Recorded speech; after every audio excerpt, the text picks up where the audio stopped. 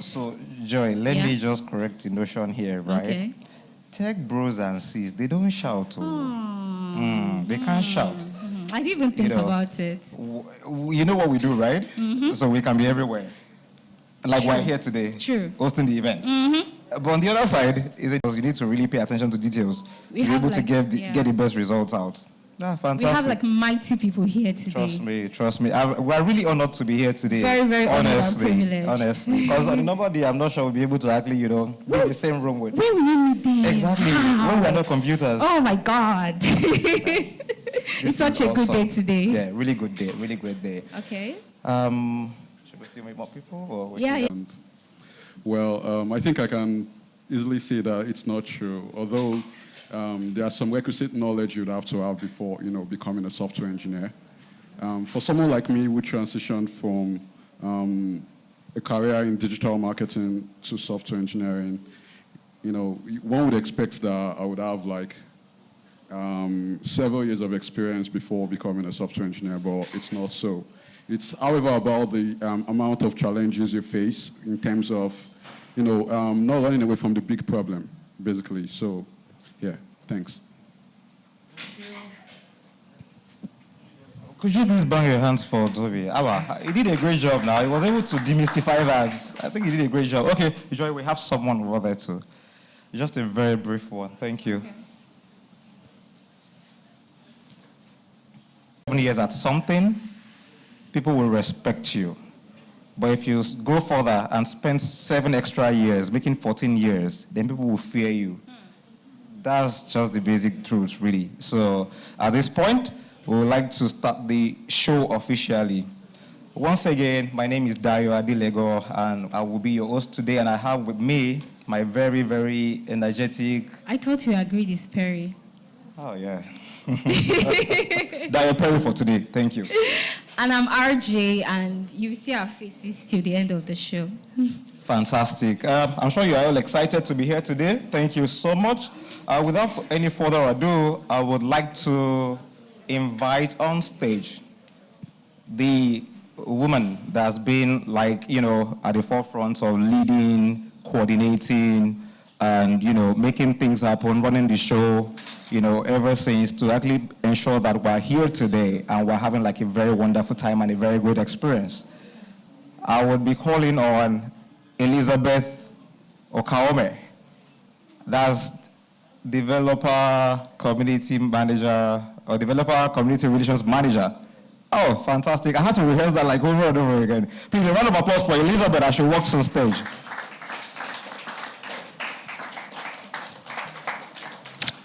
Mr. DJ, can you give us some, she's stepping up to the stage. Just let us have something to usher her to the stage. Some effects. Okay, bro, I know I caught you I would have expected something more, but it's fine. I totally understand. It's not so easy for you to actually bring up a community relations manager, really, so we have to prep, we have to, watch out for the steps and everything. I'm sure she's trying to prep to come on stage.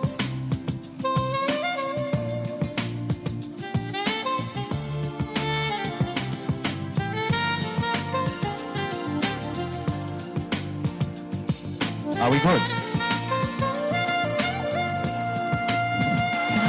Okay, join me once again as I welcome Elizabeth Okaome. Thank you. Hello, everyone. Good morning. Good morning, everyone. All right, so first of all, I would love to thank everybody for taking our time to come out today. And this is me saying welcome, welcome, welcome. I want you to practically open your minds because you're going to learn a lot. And also, please, I would love if you would engage in every single conversation that would be going on, because trust me, you're going to have lots of fun, right? So we had first 10 people that came early, and you got your goodie bags. Please, can you wave your hands if you're one of those persons? Okay, awesome. Thank you very much for coming on time. Yeah, so for those that have not gotten anything, trust me, you most definitely get something.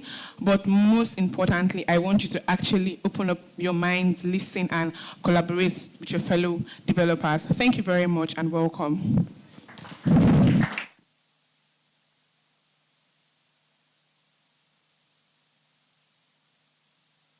I was audible now. Sorry.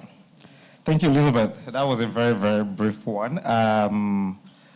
However, I would like to actually have an insight into what this is all about, really. So I guess my basic understanding about developers events or gathering like this would be for us to collaborate and then, network as well, because we're all here in our different spheres, in our different spaces, with different energies and different expertise in this particular space. So I would really implore us all to seize the opportunity to really do that to a very, very great extent, because you cannot tell where the next big idea is going to come from. Right here in this small room, trust me, you can actually get to Silicon Valley or, wherever space at this point, really. Things are really expanding. And I know that over the years, prior to now, this space has experienced an astronomical growth when it comes to, ideas, innovations, and all. So, okay, so I would leave this particular bit, Joy. Would you like to do the introduction, please? We're also collaborating on the stage as well, so. Okay, so whilst we're trying to confirm that, I would just like to chip in one more thing. So I also understand that people used to say that to be a developer, you would need to be rich, like you need to be fluid, you need to be liquid. That is pretty expensive to be in this space. Is that also true? Like to learn, to go through the journeys of being a developer. Is it expensive? Is it? I'm not getting the response I really desired to get. Like, is it expensive? Okay. It is expensive, right? Oh, okay. But we are all here. That means we are all rich people in the room. Very rich people. Very rich people in the room. Very Exactly. rich people. You said yes, it is expensive. And we're all here today. Oh, man. Everybody, please, bang your hands together for yourselves, please. We guys are making money. So, whilst we wait up for... Okay, so at this point...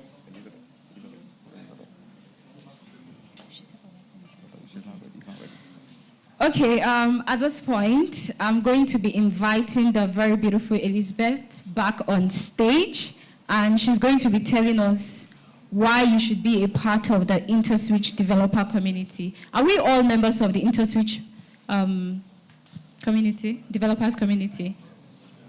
If you know you're not a member, can I just see your hand up? So that I can arrest you. Okay, let me mark your faces. Let's do show of hands, please. Show of hands, please. You don't know what we're going to do, so you shouldn't be. Exactly, show of hands, really. Don't worry, I'll not arrest you. Exactly. Today is a good day. I'm in a very good mood, so I'll not arrest you. All right, so please let's join my hands together as we welcome once again Elizabeth back on stage. Thank you.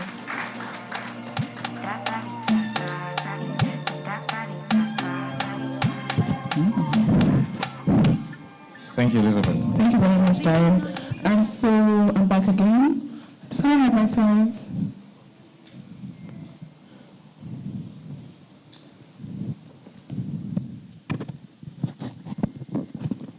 Okay, so while they're doing that, I'm just going to be speaking very briefly, and I'll be giving us some deep conversations about the developer community and why this was actually created. All right, so for those of us, how many persons have used any of Interswitch's products before? APIs, anything at all? Anybody here? Nobody? No, I don't want to believe that nobody has used any of our products. Okay, all right. So this community was actually created basically because we saw the need to cater for developers and also to foster relationships between external and internal developers. Then we also realized that we have a number of persons who sort of find it difficult using our various products.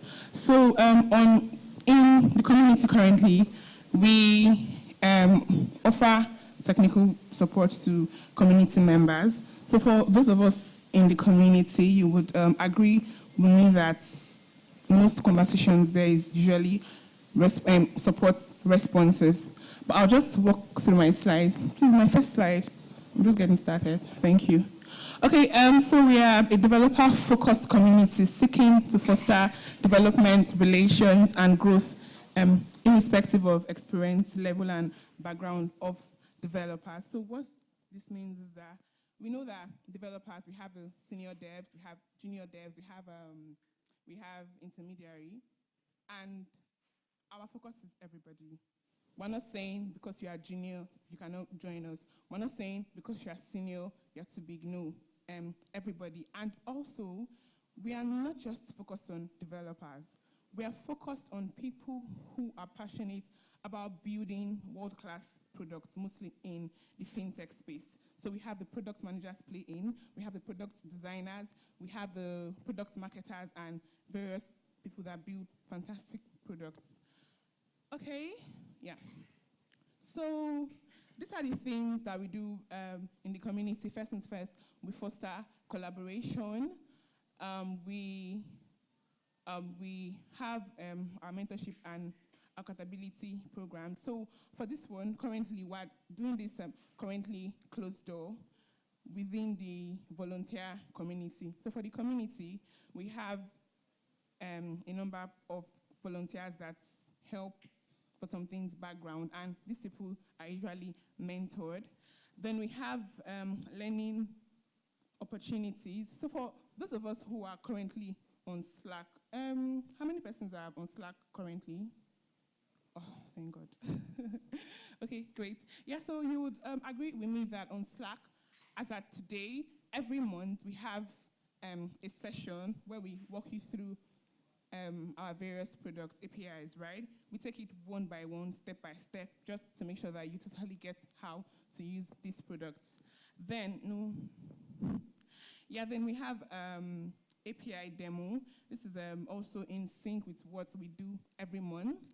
Then we have technical support. Like I said, if you are on the Slack channel and you have the slightest issue with our product, trust me that you would get the fastest response on the Slack community. So for those of us that have not joined us yet on Slack, while coming in, there was a barcode, and there is also a trifold with you, right? So behind it, we have we are social. You should thank you. We have we are social, so you could just scan with your phone. You can just do that right now. Thank you. So just scan with your phone, then you can follow us on Instagram, Twitter, Facebook, yeah. Then also, while this conversation is going on, I would love for some of us to take selfies using the hashtag IDC-DCS23. IDC-DCS23. So please, let's just get this rolling. Thank you. Okay, so. Okay, great. Yeah, so currently, our community is a community of over 3,000 active community members, and we have some of you seated here, and it's very great to have the rest of you join the community. And like I said, we assist members with technical support, and we also share opportunities with these members. Before the end of this quarter, we would be announcing a partnership with some top tech courses company, and they will be strictly for community members. So if you'd love to partake in this, I would advise that you run now to join the Slack channel. All right, so currently we have partnerships with the following company: Google Developers Group, TechPoint. We have Google Women Tech Makers, Go My Code, which is this current venue. Then we have Tech Cabal. Now, this is me saying that if you have anything at all, if you have a community of developers, a product or something, and you want a company to actually partner with you, this is something that we do here at the Switch. So please feel free to reach out. I'll give you my email. I'm not promising anything, but most definitely we can make things work. All right, so these are the benefits of being a member of the community. Like I said, access to technical support from as it is in sync with our goal. That's the company's goal. Then you have early access to recruitment opportunities. I think it was 3 months ago we recruited some telemarketers. Are they here? From the community, about 10 of them from the community. So that's something that I would actually do only on that platform. So I'd say that if you are looking to start your tech career with us, then the community is the very right place for you to be. Then, yeah, we also offer accountability and mentorship programs. Okay. So you can follow us across these various social medias. Please just take out time and scan the barcode behind you. And yes, let's have fun. Thank you very much for listening. And I hope to have a wonderful conversation with you in the community platform. Thank you.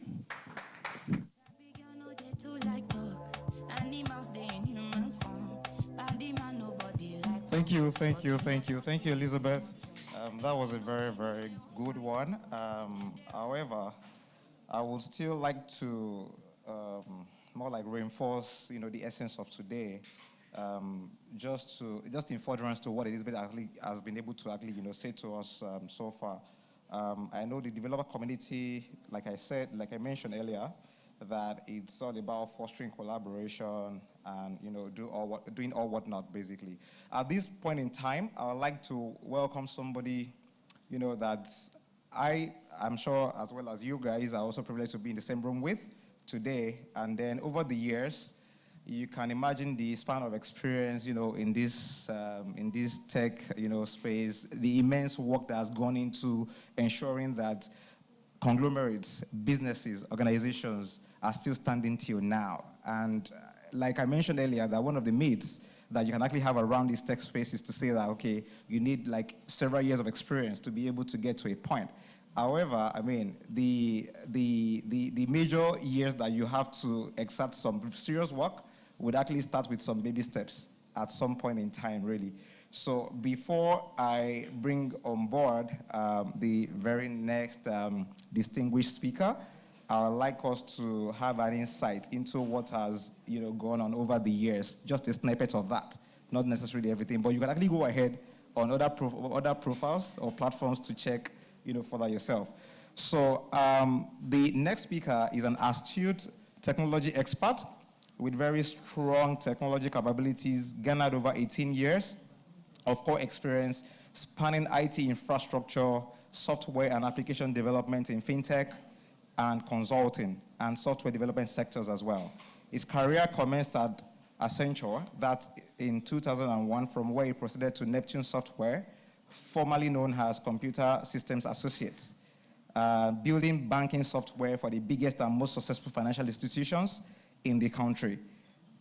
He joined Interswitch in 2003 as an interface engineer and has since risen through the ranks to become divisional head for software development and later promoted to become the CIO, that's Chief Information Officer of Interswitch. That was in 2013. He's an alumnus of the Senior Management Program, SMP of Lagos Business School, Pan-Atlantic University, and holds a computer engineering degree from Obafemi Awolowo University, Ile-Ife. It is really interesting to know that I also finished from the same school as well, which I never knew, but I knew there was just this vibe about it. Join me as I welcome the indefatigable, energetic, experienced, intelligent Babafemi on stage. Babafemi Ogunbamila.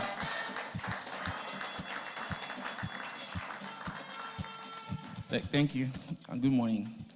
When he said energetic, I was looking for who he was talking about. All right, thank you. Am I good?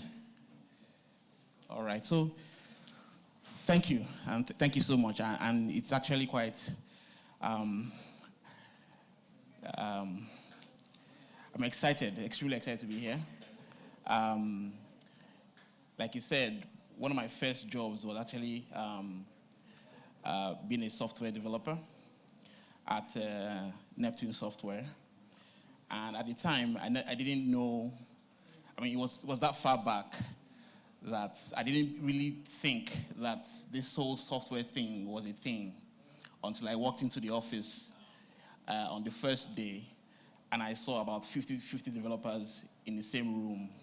I thought I was the only one, right? I thought it was a long, long time ago. So, fast forward to now, where you have many, many rooms, many, many organizations that, all they do is just bring on software developers. It's so amazing and so exciting that, it has really, really moved on so much. So I was sharing a few things with you about this, our industry, right? I can imagine that it's a very interesting one, it's lucrative, and also can be very unpredictable at times. As you can imagine, in the last few months, probably in the last 1 year, right? Almost every Friday there's something happening in our industry, right? Even yesterday something happened again. So again, it's a very, very dynamic one, an exciting one at that as well. So let's get into it. So while we're talking about fintech, right?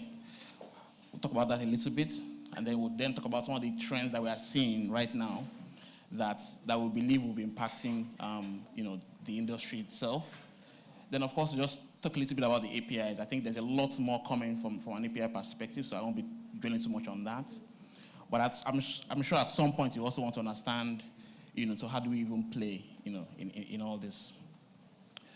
So let's get into fintech. Why? So how did it all start? Again, this is my own perspective, right? I mean, again, the story of how fintech became fintech in Nigeria is anybody's.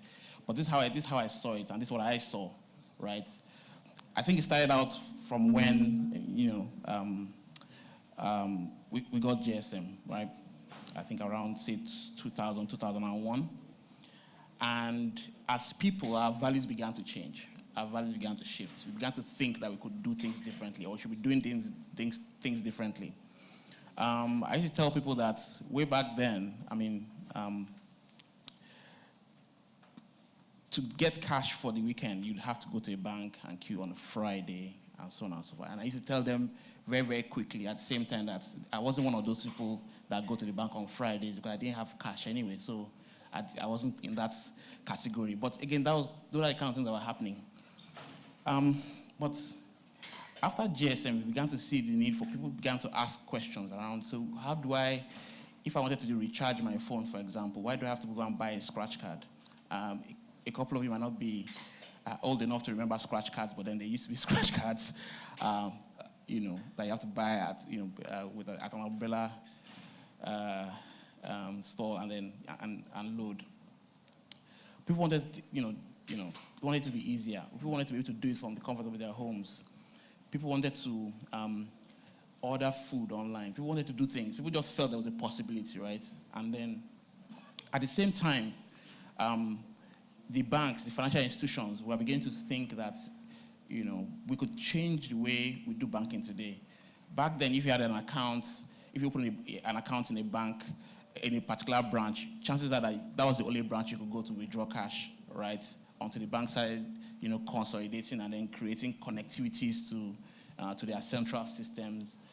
Some banks are deploying VSATs to connect all their branches. There was a lot going on that began to, make everything converge. And I believe the timing was also right, for it all.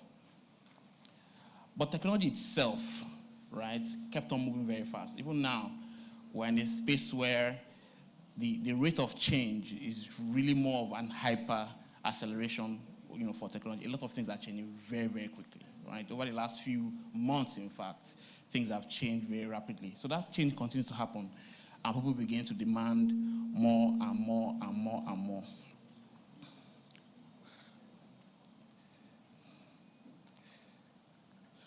But what is payment? What is payment all about, right? What is that value chain? What are we trying to do?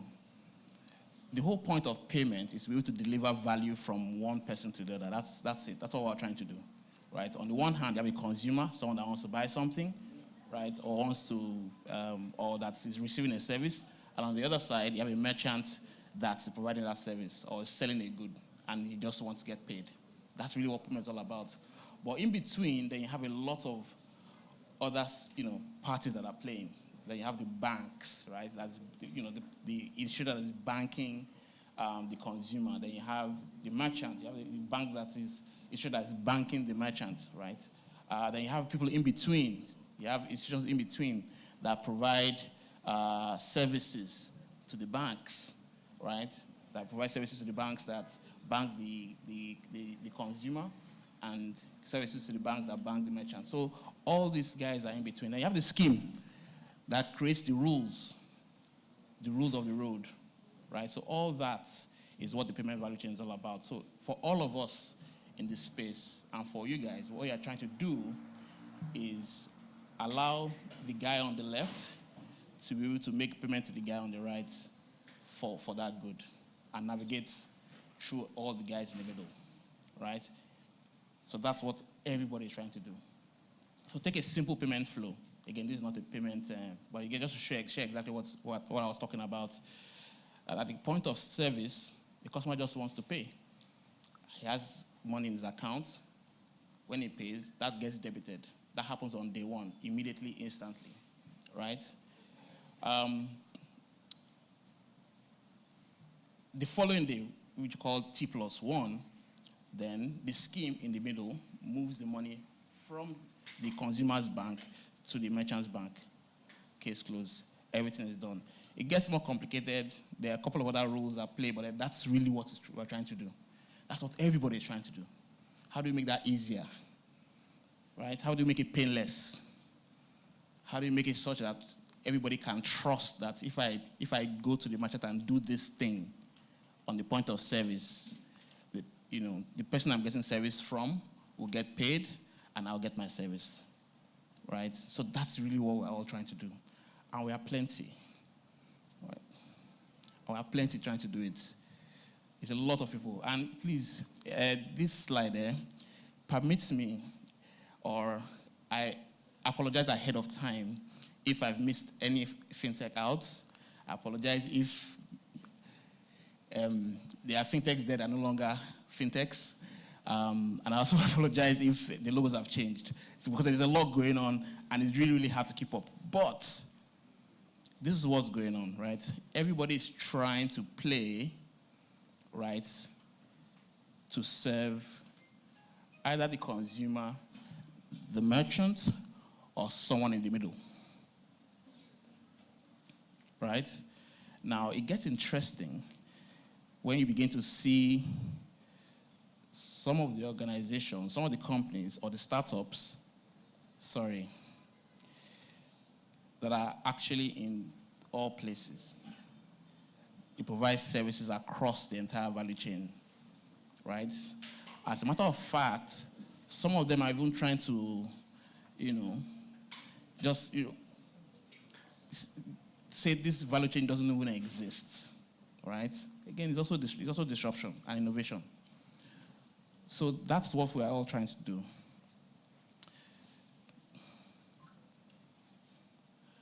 And this is the current landscape. It's not exhaustive.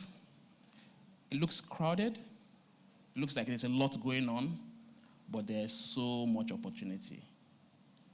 There's so much opportunity, you can't imagine. But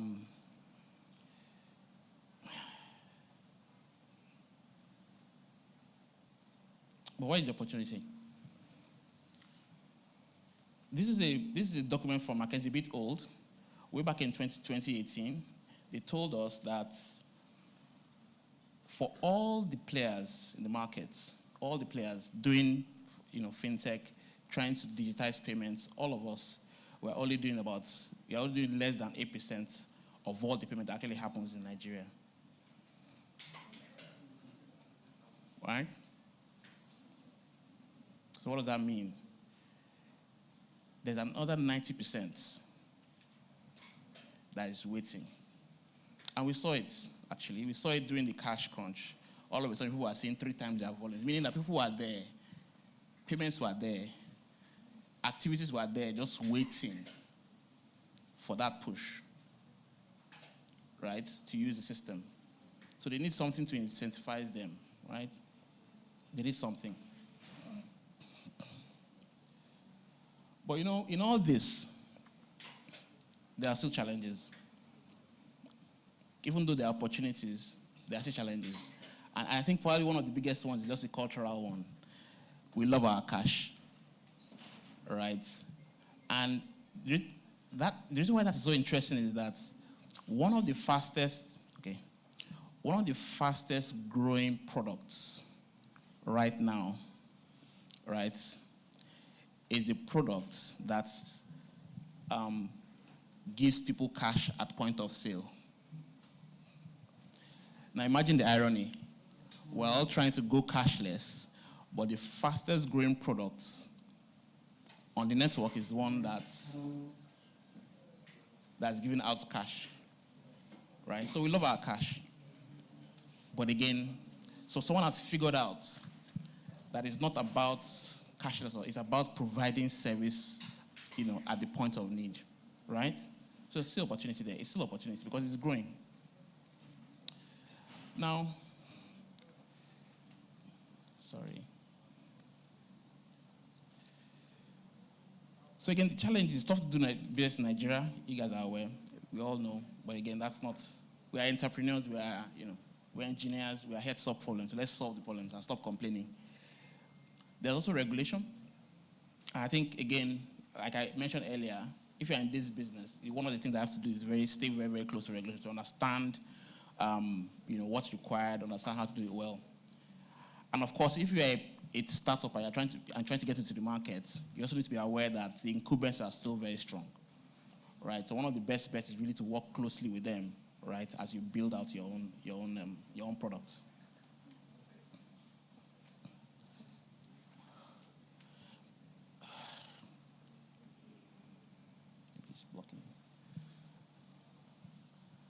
But there's still a gap, so there's still opportunity, regardless of the challenges. And I remember we're still scratching the surface. There's still a lot that can be done. But I think where fintechs win or where startups win is being able to provide, superior user experiences. I think that's really what will win in the end. Because why did people that were not using cash, were not using electronic payment before, suddenly start using it, right? Right? They had to use it because they had no choice. But somehow they're not using it as much again. They've gone back to cash. What does it mean? It means there's an opportunity to improve how we deliver the service, in fact. Right? There's an opportunity to improve it. People are not using it because it's just probably not yet as convenient as it should be. Right? So there's an opportunity there. And let's go for that.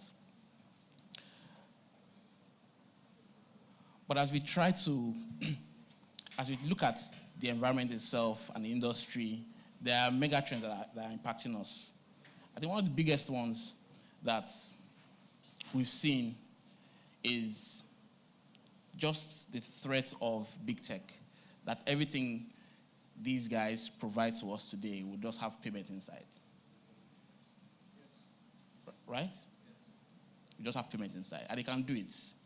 They know how to build platforms. As a matter of fact, we are using their platforms to build our own platform. So who owns the platform? So this is a big thing that we pay a lot of attention to, right? That is coming. It's actually here. There was an announcement recently about Amazon. They've added BPNL to their Amazon Pay, and you can imagine. BPNL is a BNPL, buy now pay later. They've added it to the Amazon Pay, meaning that if you have that Amazon Pay integration, automatically you have that feature as a retailer, right? On that news alone, their stock that has been doing one kind before has gone up by about 6%, right? So meaning that there's something there. So those big companies are going to come in, right? And are going to bring all that they've got.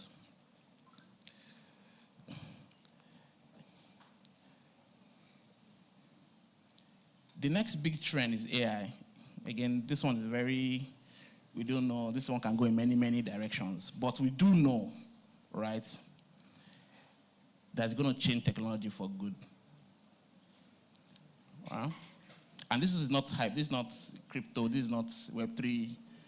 This is real, and it's here already, right? As a matter of fact, the time I used to say that every company,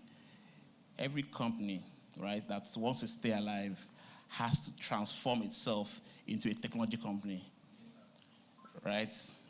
But right now, in the next few years, every company that wants to stay alive must become an AI company. So that's coming as well, and it's exciting. And I'm not going to bore you with 10 steps or 10 things you can do. So at Interswitch, we've spent, for every time we build products, for all the products that we've built, we've always taken an API-first approach, right? And one of the things that you see as I start to show you about the APIs is that there's a lot that we have that's usable, that you can use to grow your business, or you can build your business or innovate on. Like I said, how do we tap that? How do we go for those opportunities that are there, that 90%, or let's even say it's 80% opportunity? How do we go for that, right? It's by building together, right? Building with what we have already. And those APIs are there. Right now,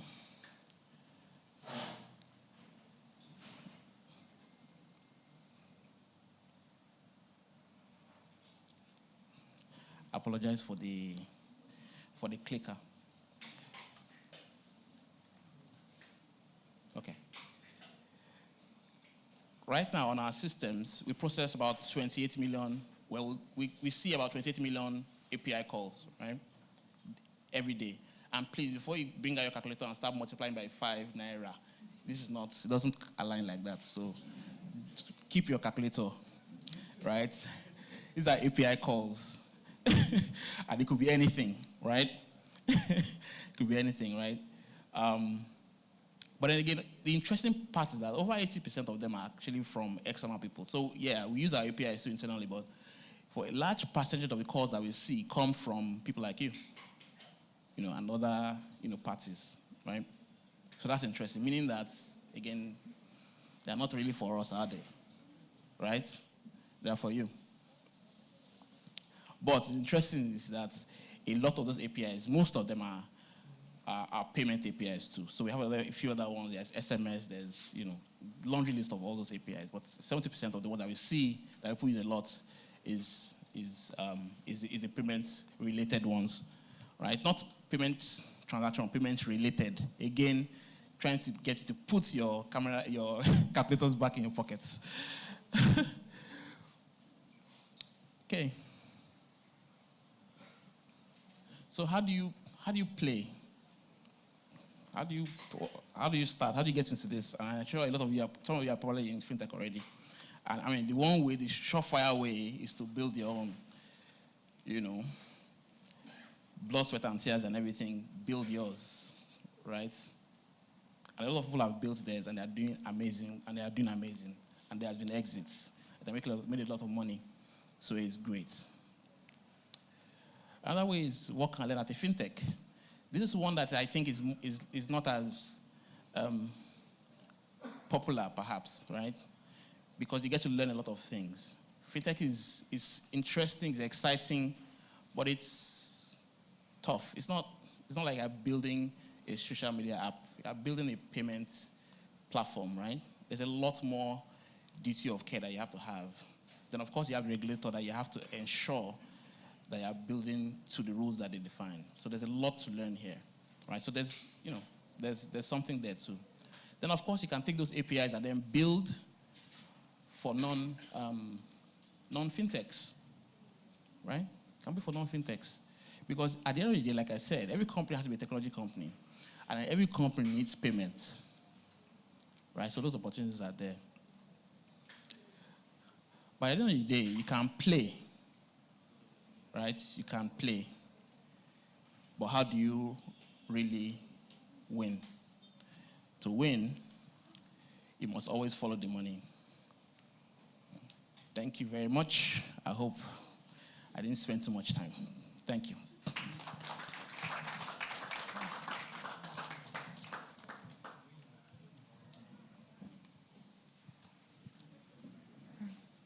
Thank you so much. Can we please give him another round of applause? Okay, do we have any questions? Anybody, any question?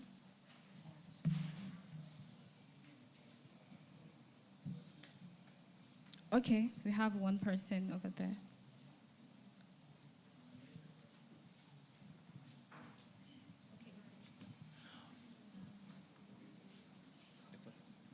Okay, once again, I'm a Fusiani Film, and I'm an aspiring developer. Okay, so I just want to take us back to, I think, a few months ago when we had a whole cash crunch issue in the country. And I've been thinking, is there an opportunity there for Interswitch? I mean, we are going to have new cash, or rather the old ones withdrawn by the end of this year, and I suspect we're going to have a mini cash crunch again coming up towards the end of the year. What's Interswitch doing about that? What's your direction of thought towards that?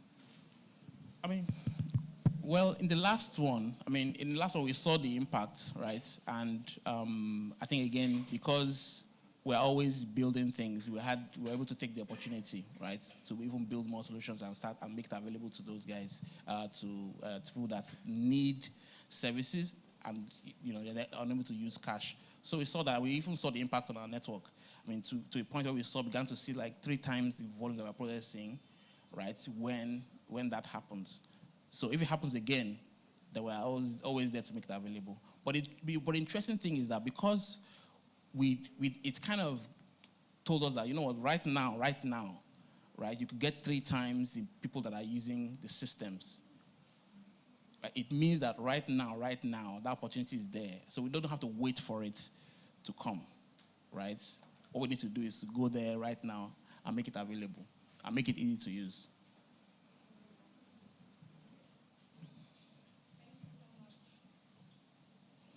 Do we have more questions? Okay. Hi. Good afternoon. I have an unrelated question. It will take some time, but please stay with me. So, my foundation is banking. I came from banking and then switched to tech, Ever since then, there's been the rise of fintechs has been, enormous, right? Everyone claims to bank the unbanked, right? Tomorrow, there's going to be another fintech. As a matter of fact, as we speak, there's maybe 4 people in a room building the next whatever, right? And the story is still the same. We want to bank the unbanked. The unbanked in the context of this conversation would be people in rural communities who do not have the ability to take on financial transactions as we are used to, right? And then you will also hear that the space is still getting bigger, right? The opportunity still exists because they are not necessarily migrating. So you see, you had mentioned that we have an attachment to our cash, right?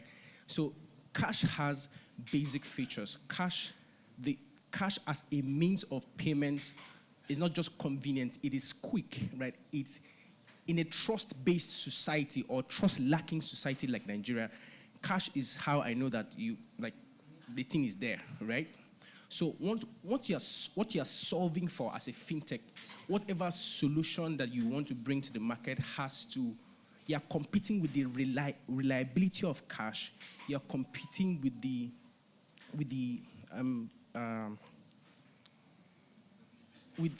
not durability. Trust. You're competing with trust. You're competing with there's a feature of cash that I'm looking for. You're competing with the speed, right? Regardless of how quick your APIs are, it won't beat the speed where I've given her cash immediately and he receives it, right? So I guess my question would be, so I am speaking to you as Interswitch because Interswitch has been one of the foremost players in the fintech space in Nigeria. So with the number of API calls you guys receive a day, I would expect that maybe management is thinking about providing that service for fintechs to actually go in the rural communities and do what they have claimed they do, right? So what is Interswitch doing to actually send companies in that direction, actually build up products for the people who need them? Because the truth is, with all the other companies that are coming, they are just making the market overcrowded, right? When the people who need the service don't have it. Thank you. Okay, thanks for that. And I think it's a very interesting question. So it's gonna be a little long as well. So I think that point you raised around that everything's overcrowded and everybody's still trying to do the same thing is true. And I explain why. There was some time ago, right? We were the central bank was licensing MMOs, right? Mobile money operators, right? And the whole point was that for them to kind of go to the unbanked, right? And then as we looked at some of the business plans or the business cases of the MMOs, we began to see something very strange, that they were trying to, some of them said that the highest, where their revenue was going to come from the most was airtime recharge, meaning that people were recharging their phones. And for us, at least for me personally, I didn't understand how the unbanked would take the cash that they've earned that day, load it onto their phones, and then use that to buy airtime. It just didn't quite compute, right? And very, very quickly, I knew that we didn't quite understand what needed to be done yet. So what we found out was that they built great products, amazing products, but then those products didn't go to where it was supposed to go to. It still came to us, right? So we had our cards, and we then had MMO as well, right? But it's not as if we were getting paid more money. It's the same money. Yeah, so the same payments that we're making. Maybe we could do a little bit more payments, right? But it was still the same thing. So we're really not doing much. We're all still within the same, it was still within the same ecosystem, right? Now, the last slide I said, how do you win, really? It's really to follow the money. And I'm not sure we've not been able to crack it. I think that is actually a very, very difficult, place to crack when it comes to mobile money, to be honest, because whatever you provide has to be more convenient than the alternative, and the alternative is cash. And like you said, we probably haven't figured out that compelling use case yet that would make someone that would typically want to use cash say, you know what, it's so much easier for me to just use this, right? It's the use case, it's the money flows, and then the experience. We need to get that right? If you don't get that right, then this doesn't really work. We'll all still be using the same apps, doing the same things, and then we're not really getting to where those things are supposed to get to. So that's really important. And a good example is, till today, maybe say for maybe India, and probably China, using your phone to pay has not really kicked off in that manner, but it's changing. It's changing because all of a sudden, it's now becoming, they've built out the user experience such that it's now easier to use your phone to pay at the point of sale than pull out your card from your wallet. Right? Before now, using your card at the point of sale was so much easier than trying to scan QR code, trying to, all those things. So we're like, okay, we're innovating, yes, it sounds cool. But to be honest, I want to get to that checkout stand and tap something and go. That's really what I want to do. Right? I don't need to use the phone. I don't need to feel cool. I just want to pay and go. So if you can deliver something to me that's faster than pulling out my wallet, right? I'm paying, putting a wallet, entering PIN, savings or current, right? You can deliver something that's simpler than that. It will move. You understand what I'm saying? But then again, this is even for here. See, I'm already talking about this place that's already overcrowded. I'm talking about, in those areas. So I think that's the challenge that we have in front of us. To really to follow the money flow, to understand what the money flow, and then deliver a user experience that people can really embrace. So far, people trust cash. People trust people. Right? People need someone to go and hold if something goes wrong, right?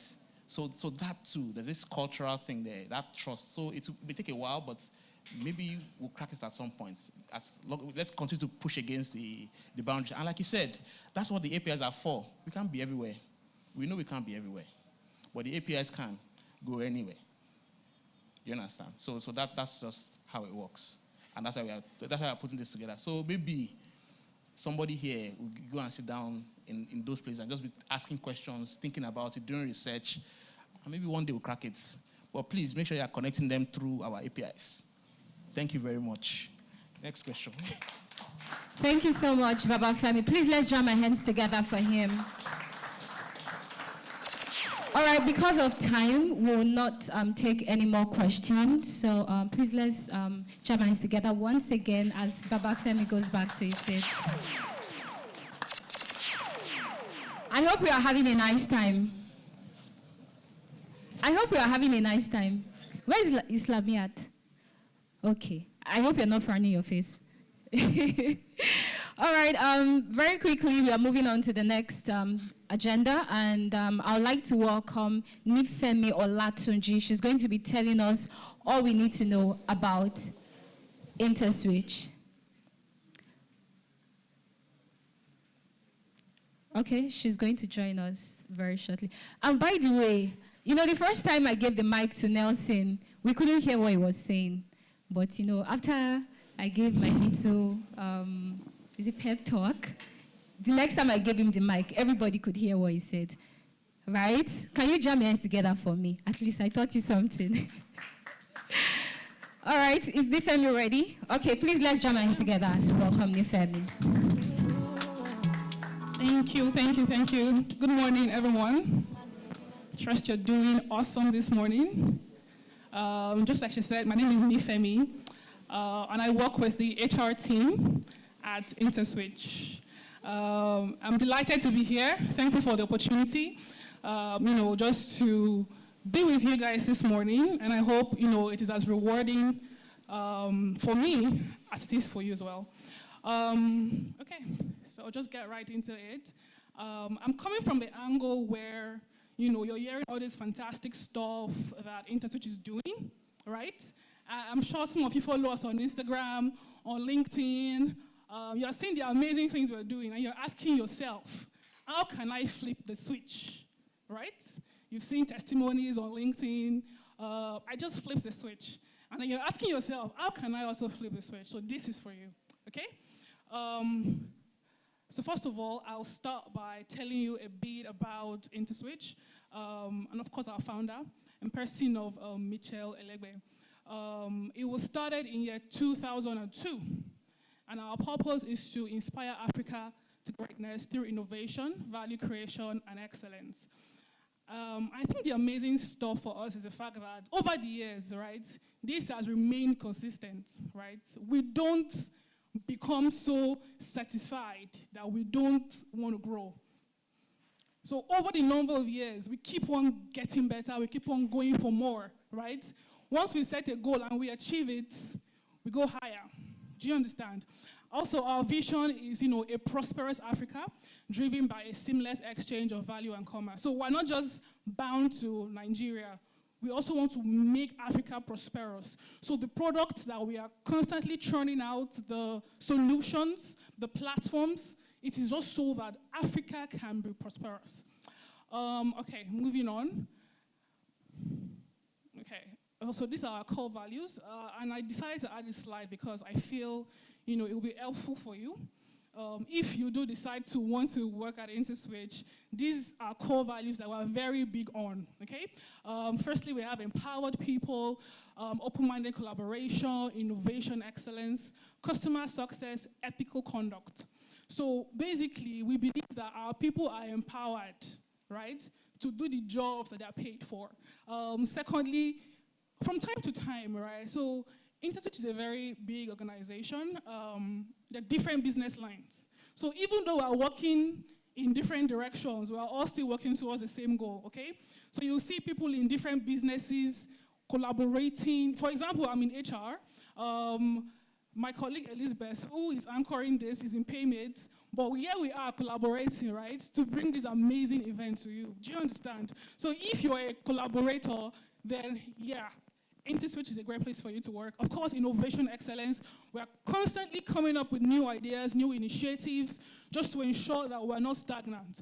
Of course, customer success. Our customers are like the beneficiary. They are the center of every single thing that we do. So for all that we do, we are guided by our customers. And of course, ethical conduct, right? So we always exercise sound judgment in all that we do. Now, like the last event I explained this. The GMD will not be in your office with you, right? It will not say, sorry, what's your name? Michael. It will not say, okay, I'll be in the office with you, Michael. Let me see what you're doing. No. There's a reason why we hired you, and it's the fact that we believe that you will know what to do when you're supposed to do it. Do you understand? Okay. Awesome. So our strategy is that, we operate in 4 defined regions across Africa within the next 5 years and 6 operating business lines. I will not dwell much on this, okay? I actually just said that just to go into the business lines that we have. 1 second, this is coming up. All right. Okay. So, of course, we're also fostering a work climate and culture that equips and empowers people to thrive. So basically, we're also just driving business growth and personal growth.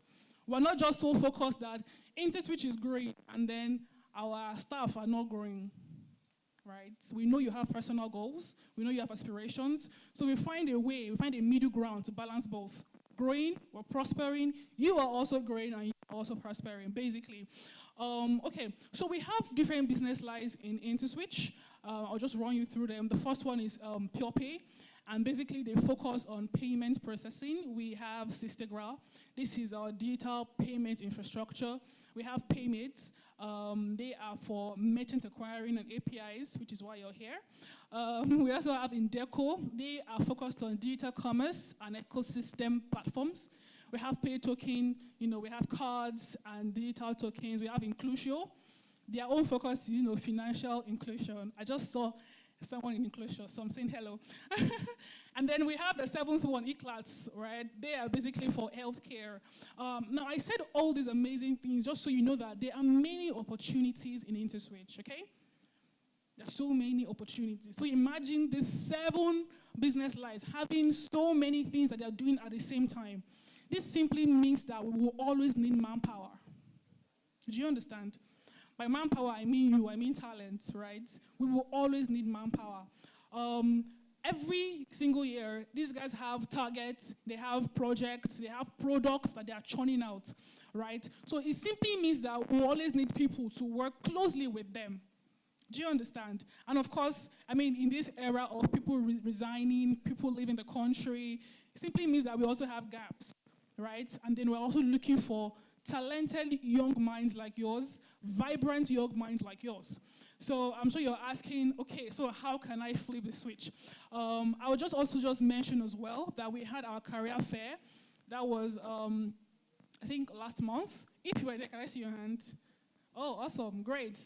We had our career fair last month, and it was a platform just to bring people together, right? And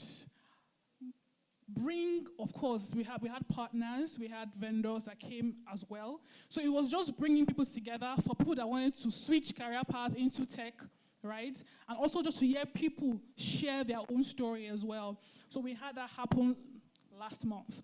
Okay, I'm not sure why this isn't working, but I'll just keep going. So for the business lines, these are the heads, right? So we have Akim Lawa for Pure Pay, we have Chinyere for Indeco, we have Joda for Sistegra, we have Vicente for Pay Token. I had gone through this, right? So I'm just going to flip through it really. So you're asking, how can I flip the switch? There are numerous ways, right? You can either come in through the internship, okay? And for you to come in through the internship process, basically, it simply means that maybe you're probably still in school, right? Or you just finished with your degree and you're currently awaiting NYSC. That way, you can come into the switch. But of course, it will mean that we posted that we have internship positions, we have internship roles, and then you can then join. Secondly, you can also come in maybe once you're done, right? You've gone to school, you've done your NYSC, you're ready, right, to flip the switch. We always post our openings on either LinkedIn or our talent community. I will get to the talent community very shortly. Of course, we also have openings for experienced hires. It means you're already currently working, right? And then you're looking to change jobs, basically. So it means that you're already working in a similar role, and then you just come in here to do the exact same thing. So that's experienced hire. And then, of course, we also have another amazing platform, which is called the Interswitch Developer Academy. We started this last year. We had a cohort last year. I think the second one is currently ongoing. They resumed just this last Monday. So it's basically young, fresh graduates, right? Possibly you might have 1 to 2 years experience, and then we train you for free. Yes, we do. And then you will spend, like, say, 3 to 4 months just being trained. We have a curriculum, right, where we train you. And then once you're done, you can then join the team fully, right? I mean, it's also a way for us just to give back because, here we are spending a lot of resources just to ensure that you're trained. Do you understand? And then once you're successful at that, you can then become an engineer, or a developer at Interswitch. Okay, and then also, like I mentioned earlier on, we have our talent community. It's a community of, just people like you, really, professionals, right? And then the plan is that you join the community, you get first-hand information on all our openings. Isn't that awesome? Okay, you get first-hand information on all our openings, and then you can apply from there. And of course, it's not just for us just to post openings. We are also going to be having certain programs. We're going to be having certain partnerships with training academies, training vendors. And so it means that if you're a part of the talent community, you get discounts on courses. Okay, you get discount on courses, you get discount on, programs, basically. But it simply means that you have to be a member of the community for you to enjoy those benefits, right? So it's also just our way of saying that even if you don't even flip the switch, right, we don't mind just still developing Africa, just like our vision says, right? We are always striving just to ensure that we have a prosperous Africa, basically. So I'm just going to show you what the barcode looks like, because I see my time is almost up. I'll show you what the barcode looks like, and then you can sign up through that medium, and then that way. Okay, so yeah, this is it. The flyer for the career fair. It's just moving now. The flyer for the career fair that we had last month. We also won Great Place to Work award, which is not an easy feat. So if I do say so myself, Interswitch is a great place to work. So you should want to also join us. And also, like I mentioned earlier on, these are ways for you to flip the switch. And then I'll just go ahead and show you the barcode, university internship, NYC as well, actually. So even if you're serving, you can also serve in Interswitch, right? You can either be posted to Interswitch or maybe coming through an NYC program. So sometimes you also say Interswitch at camps, right? When coppers are that 3 weeks period, you will see us there, right? So also another medium to also join. Like I said as well, the training program for tech, the experience hire, and of course the full-time employment. Okay, so if you're interested, I'm just going to show you the barcode. You can just go ahead and just scan it on your phone and then join the community. And then from there, we'll keep on engaging with you, giving you useful content that is going to be helpful for you, in your career. Thank you guys so much. I'll take questions now if you have any. Apologies. Here you go. Any question? Oh, you have a question, okay. Can we have a mic over here, please?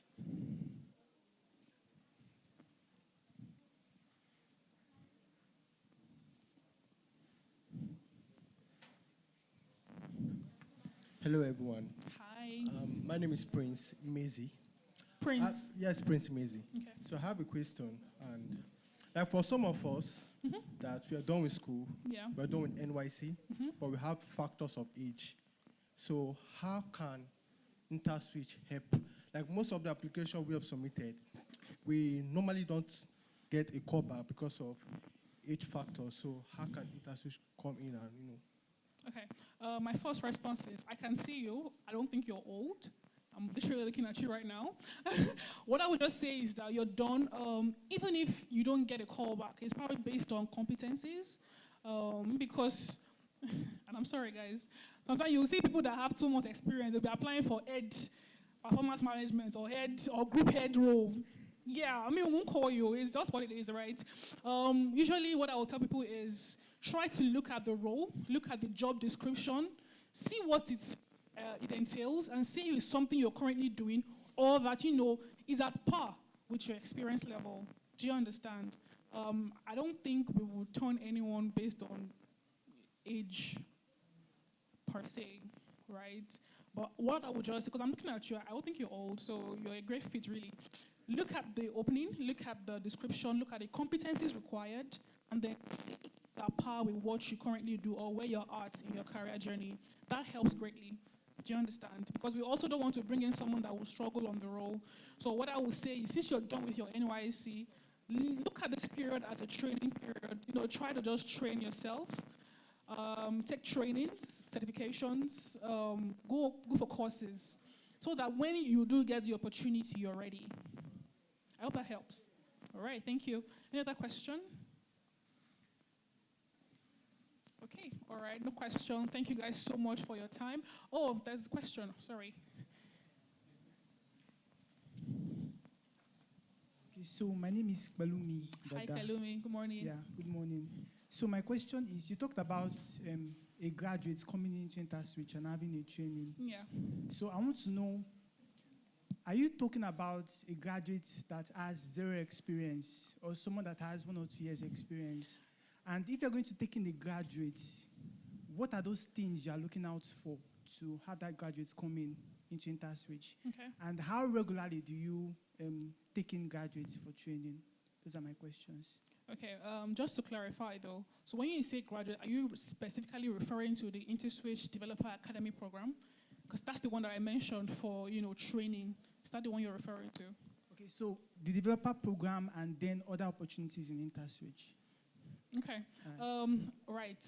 So once you're done, right, and then, you're done with your NYSC, yes, we can take you, but the preference is usually between 0 to 2 years. And, of course, we take people that already have started their career path in that engineering, that developer kind of journey. Do you understand, right? We won't just take someone that just says, oh, I studied economics, and that's all I have done.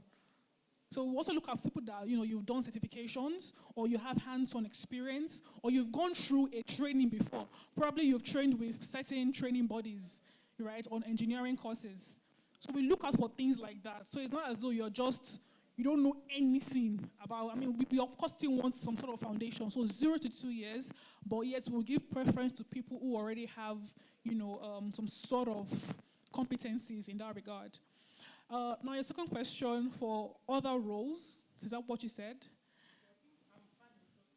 Okay, so it covers for both questions.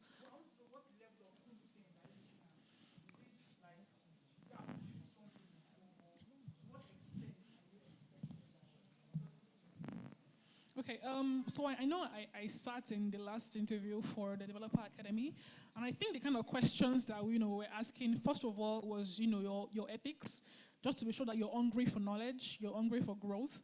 And then secondly, what language you write, right? If you're a developer and things like that. And of course, if you've worked on projects, it always helps as well, right? But it wasn't explicitly stated to say that you must have built something, right? If you built something, it helps. But I mean, that's not cast in stone.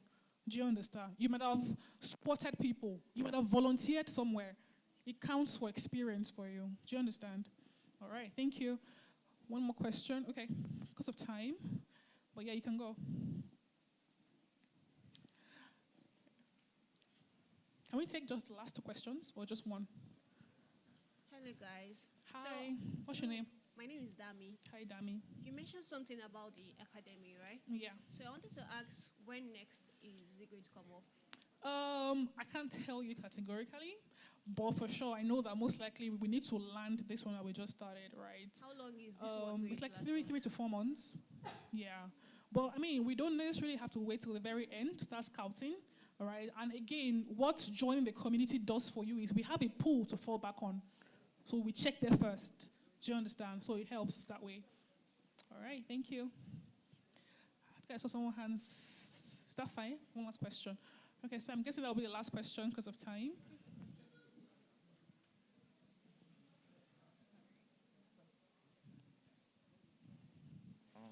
Hi, Hi. my name is Ridwan. Hi, Ridwan. So I would like to know about the internship program. Okay, so for internship, you can either join Interswitch maybe once you're done and you're coming in as an intern, or even whilst you're still in school.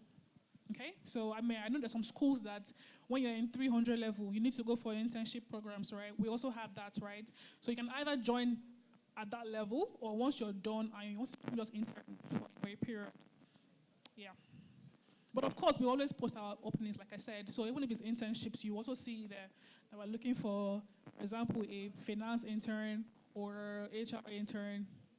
You'll see it there. So that should guide you. Okay, I hope that helps. Thank you guys so much. Like I said, join the community. If you have questions, I'll still be here. So please feel free to, walk up to me and ask your questions. Thank you guys once again. Thank you, thank you, thank you, thank you. Thank you, Nifemi. Thank you everyone for your time. I guess she's been able to actually do justice to, enlightening us and then walking us through the journey of Interswitch over the years now. And then I'll be asking anybody here, what is the name of the last speaker? Just give me an answer. There are like plenty gifts for, but this is a chorus answer. I just show your hands and then I'll come to you.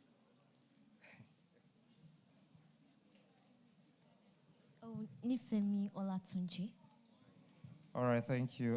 And then this is your reward for answering the question. So everybody, I would love us to actually pay attention. We're doing well so far, and then we can actually, still keep that going as well.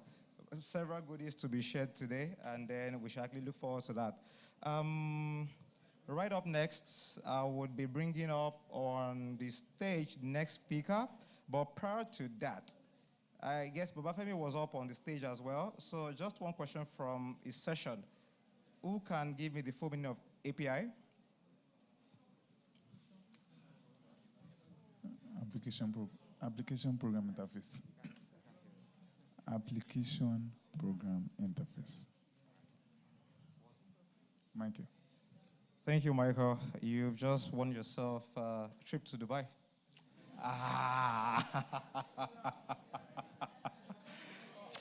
I also really like the sound of that. That's cool. Okay, so I think I should do more giveaways then. Okay. What does the API do? Or what does APIs... yeah. Just 3 functions, 3 benefits of, using the API interface. Or the API, rather. Hello. Anybody, please?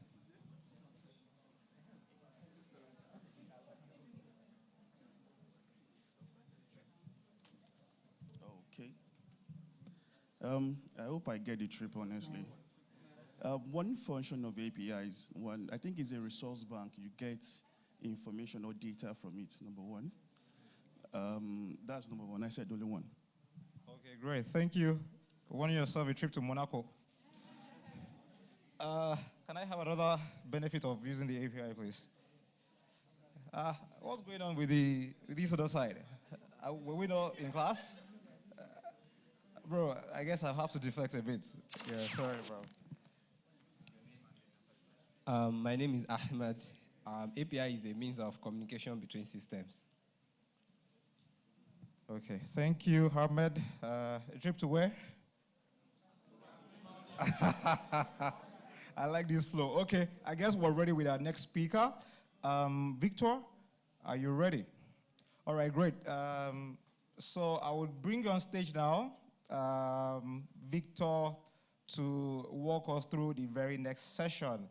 Victor is an external speaker, and then I think out of magnanimity and then relationship as well, he decided to actually be here today, and he was able to actually make it right on time. Victor, join me on stage, please.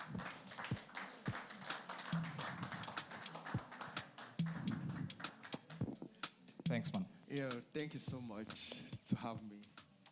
So before I start, how many designers are here? Or you were previously a designer? Or you transitioned? Okay, you won. Is there another person? I mean, product designer, graphic designer, okay. Fashion designer too, can. Any kind of designer, trust me, but first of all, I want to say thank you for Interswitch to having me here. It's a privilege to be talking to the minds of amazing developers, amazing people that are just trying to transition into tech. I mean, it's a big privilege. And this is my topic. I know that we've had controversy about how developers and designers used to fight each other. I mean, when people were doing introduction about I'm a front-end developer, another person said I'm a front-end developer as well. I'm like, okay, I can fight, we can fight each other, but we are not coming here to fight today. We're just going to be talking about this. And before I move forward, I would love to introduce myself. Victor Nazi. I used to be a front-end developer. I mean, I have like quite interest in front-end. I'm a design advocate, fintech enthusiast, basically focused on solving user experience problem and just trying my very best in this space to just make sure that I do the needful. Just to be sure, can you guys hear me clearly? All right, because kind of trying. All right, so I don't know whether I can get the remote. Okay, you move it from there. Okay, thank you so much. So yeah, before I even go forward with the next slide, I know some people will be like, okay, why is a designer in a developer event? Like, why is he here? What did he want to talk about? And the topic already is self-explanatory as well. We said effective collaboration between designer and developer in building products, most especially fintech products. Why am I here? And back-end developers will be like, oh, we don't really need this. I mean, I remember a scenario that happened whereby I was building a product, and apparently the back-end developers already built the whole API, and without even seeing design. And it was confusing in that sense because me coming in as a product designer, in the need to serve my users, and seeing that kind of infrastructure built out, like, what if the user doesn't work with this? Like, if the API that is built, what if it doesn't respond to my current design that I'm actually going to work on? That was a big issue. And we had to like go back and forth in order to like restructure it, because I had to do like series of research to just make sure that, oh, we are designing the right product for our users. So yes, before we go, this is the table of content. We'll be talking about the role of definition, talking about what challenges faced and how we overcome these challenges. We'll be talking about design token. I know design token are both for engineers and designers as well, so I'll get to explain that as well, and I'll be wrapping up as well. Next slide, please. So designer and developer, what are the definitions? So designer, this is me. I think I'm the only designer here for now. I'm the only designer here, so my role basically is to create user experiences for businesses and for anybody to just make sure that they are competent enough to do the necessary things. And it's something that I've been doing for quite a number of years to just make sure everything is in play rightly. And developers, I mean, we're all here, we all know our functionality, we all know what we do. But you're like the slides there, it said, professional responsible for implementing technical aspect of the product. When it comes to technical aspect, you know, like writing React, writing JavaScript, writing Golang, all those technical bit of things. I mean, these are like the main definition of this aspect. Next slide. So now, as a designer, like I am, I fully represent the creative and user-centric side of collaboration. My core functionality is just to make sure I speak for the users. Like I already said, there was this product that was built, API was already built. I just came in play. Like, how am I going to design that? I mean, for building any product, it starts from design before going to implementation. So as a designer, as a designer, my responsibility is for designing interfaces and experiences that allow users to interact with. Next slide. So you guys here, developers, represent the technical side of collaboration. When it comes to collaboration between both parties, you mentioned like transforming this idea into real subjects, like making those functional prototype, making the functional prototype, and making it well structured properly. Yeah, please. So now, moving on to the challenges faced in product team. And when I mean product team, bear in mind, this is not just for designer and developers. I know I must have put it in a bracket, but it goes a long way with product managers, we have program managers, at the same time we have dev advocate as well. You just work with the team and everybody to just make sure everybody can collaborate easily. And one of the problems is no central hub. Typical example might be like you're working on it, as a developer now, you're working on a project and the designer has multiple, let's take, for example, Figma file. You come across different Figma files and you get to like see there's a lot of chaos in this. I mean, that can cause a lot of harm to you as a developer. And this is like a big challenge to actually address as well. Next one. Time and resource constraint. I know not to shoot shots at anybody. If there are product manager in the house, I mean, you guys will be like, we're on your neck, oh, alpha. We all know how that stuff goes. And like, there's always tight deadlines. There's always limited resources and pressure on both designer and developer. These two people, they are like the very core in any product company. And without a designer, I don't know what you definitely going to implement. I know in the past, people will be like, we don't need designers then. I mean, people build with Java or just come up with raw HTML and all. But on the other end, you just make sure that everybody is in play. And, sorry, can you go back, please? And everybody is in play and to make sure that you're all in sync properly. And this collaboration involves the designer and the developer. Next slide, please.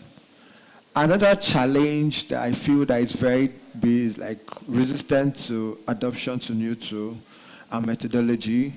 And I feel like a lot of designers as well as developers, they find it really difficult to adapt to change. I mean, change is really constant. But if you have been fixed to a particular tool for a very long time, you've been doing it for this very long time, but you get to realize that, oh, it's not working for you again. You have to change. And in order for you to change, you have to like adapt. But most time, you get to realize that, oh, it's not working well. And this can literally cause a barrier with the collaboration process. Next layer. So now how do we overcome these challenges? I mean, I mentioned quite a number of challenges which involved, I know, central hubs and all that. So, but how do we overcome these challenges? What are the things we do to overcome these challenges? I mean, foster communication. I mean, we are all big when it comes to meetings. I mean, and everybody's scared of meetings. And what did this person want to talk about? I mean, one major thing for me is I'm very open to regular meetings, open communication, because I believe it helps people know make clearer decisions, and just stand up to just ensure that that communication is properly done well and all that. Sorry. Encourage early and continuous collaboration. Basically, what this is about is just to make sure that there is team bonding. And when I mean team bonding, I'm not talking about picnic and all that. I'm talking about you having to come together and work on a particular product. And this is just you like sharing ideas. I remember a particular example that happened in my company, and it was like me coming on board, I thought about this particular solution. I mean, sorry. But anyways, let me just continue my story. But this particular product that was supposed to go live, we got to realize that a particular feature was missing. And when I mean this particular feature, I mean this particular feature will help bring in customers, and it wasn't stated in the MVP. And I thought about it, I threw it out to them. And the product manager looked back and was like, oh, Victor, this is a solid idea, and let's talk to our developers. But the developer was like, there's a lot of back and forth in this and all that. I'm not trying to straw anybody, but at the same time, sharing ideas will make these things more easier for everybody. And you having to share ideas, share your thoughts, share your process with anybody will make everything easier for people. So before the slide come on, I don't know whether anybody has any question before we continue. So I like when there's questions in my section. Okay, you have a question, please go for it. Yeah. Yeah, so again, Nelson, I'm a full stack back-end heavy guy. So while you were speaking, I understood the problem, okay, where the endpoints are ready. Okay. Then the product is not ready, right? I don't know how you resolve that problem. I'll be interested to know, because that would really be a problem. But what I remember just thinking that it was wrong to do that, right? What I'll do instead is to build out the shells, right? The shells of the endpoint until we get clarity as to what the design would look like. Okay. So I'll give a quick example so you continue with your presentation. Okay. So there's a form, right? Where the user is meant to choose a country, say Nigeria. We're in Nigeria, so there was no drop down, right? So, yeah. So that's static. But then we needed to say two endpoints. First, once they choose a state, the local governments under that state should automatically populate. In other words, they shouldn't have to choose a state and go to the other field and then choose the local government. Yeah. So off the top of my head, you know that those are three endpoints, exactly, right? The first, regardless of what the design team brings, right? Yeah. So the first will just be want to retrieve Nigeria. That would be one on your DB, right? The next would be once you choose Nigeria, all the states in Nigeria should come out. Come out, yeah. So the next endpoint would be get state by ID, for instance, and then you pass the state, and then you populate. The next would be get LGA by ID of the state, right? Yeah. So regardless of what the front-end team brings, right? So I would be interested to know how you solved that problem, because it was really wrong to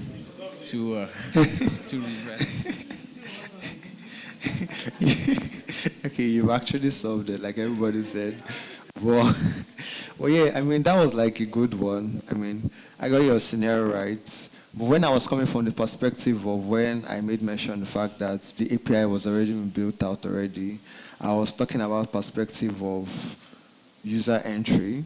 When I mean user entry, I mean like users get to see a particular interface per se.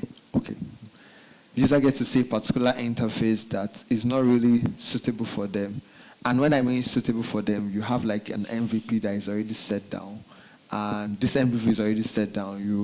You know this is the features that you need to build out. and all that. But if you don't go in that direction, because definitely you must have done research. As a designer, I do my research. I know what my customers want. I know what the business want at the same time. So if an API is built already, how we solved that issue was the fact that we had to go back again to try to reiterate and see how we can fit into this sector together. Like I made mention earlier, everything is collaborative, so we have to communicate that properly. So I will just be asking this file because my time is really short. So can you go next? Okay, yes, the next one is establishing a design system and style guide. I mean, design system, style guide is very, very important to me as a designer because it ensures consistency across our board. It just makes sure everybody's in tally, everybody's in play, to just make sure everything's all right and all. I'll be talking about quite a number of things regarding design system. Yeah, sorry, next slide. Okay, conduct regular design and code review. I mean, my company where I work, me and my front-end guy, we are best friends. I mean, we'll come together every day to just make sure that everything is all right. You don't want a situation whereby you don't cook beans, so I know all of us know that slang, and we're dragging each other up and down. But if you consistently check, have a regular communication with these people, everything is all fine. Next slide. So I was talking briefly about design token. What is like? I'll just show you. So it's a core building block of design system. It's a standardized, reusable piece of design information that represent a specific visual or functional attributes, basically. Next slide. So what are the importance? It provides a systematic approach in defining and managing design properties such as color, typography. So this is basically what it does, and it just makes things easier for people. Next slide. And design token help in consistency, like I made mention earlier. It makes consistent everything. Just take, for example, Interswitch, for example, have different products, and there's a particular design system that work across different products. Because you don't want to look at this product and not have any sign that this is Interswitch product. That wouldn't be good. So that is just basically important design token. Sorry, next slide. And oops, I know you guys might not be able to see this, but my bad, please. But yeah, this is a designer perspective. This is how a design system look like. Looking at this, it's just me labeling this and showing that, oh, this is the color, this is the typography, this is how this is how you do an handoff to a developer, rather a front-end developer per se. Next slide, please. So this is what it looks like for a developer. I know you guys built reusable components. I mean, in my previous life, I used to write React before I ran away. so now, sorry, can you go back? Let me just briefly show you guys. So this is what it looks like. So this is how design token looks like briefly. And next slide. Next slide, please. By providing a standardized and shared foundation of design implementation, design token foster collaboration. Like I said, collaboration makes everything easier for people and process. Sorry, next slide. And in conclusion, while collaboration between designer and developer face challenges, we can provide to overcome them to proactive measures. First, by bridging gaps, cultivate mutual understanding. By promoting a culture of continuous improvement, we can foster a collaborative environment that benefit the entire product team. By doing all this, I mean, the whole product team, everybody will be happy. Both our users, both you as a developer, both me as a designer, and both our customers as well, and the business. And everybody makes money and be happy. So next. Thank you for having me. Before I wrap up, I don't know whether there's any question. Okay, someone has a question over there.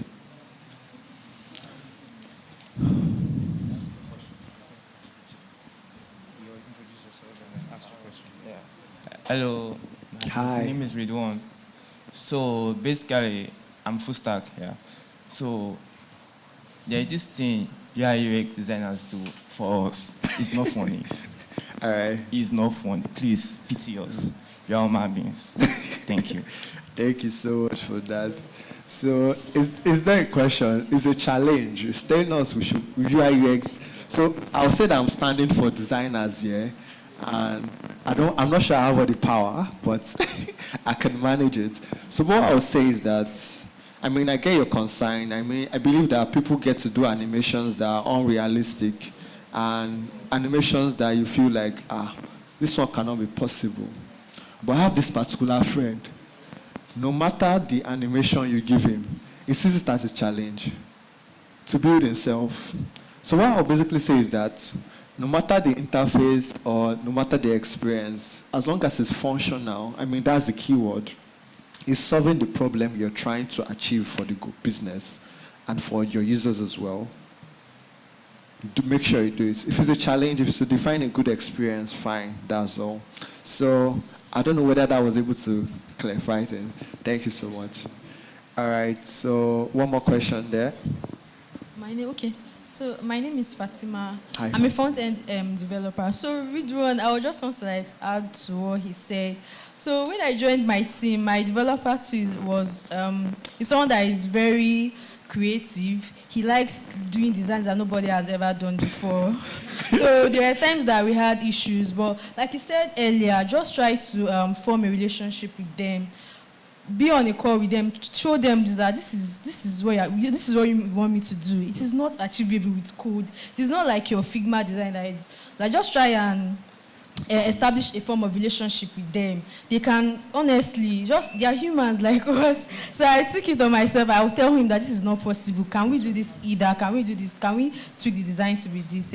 So my question is actually out of curiosity that I'm a front-end developer, and you also mentioned that you were once a front-end developer. That why did you make the switch to becoming because it's usually the way the other way around. Yes. That why did you switch to becoming a product designer? Okay, to be honest, let me just be honest. Should I say it? Should I say it? I was looking for more money. Yeah. Alrighty.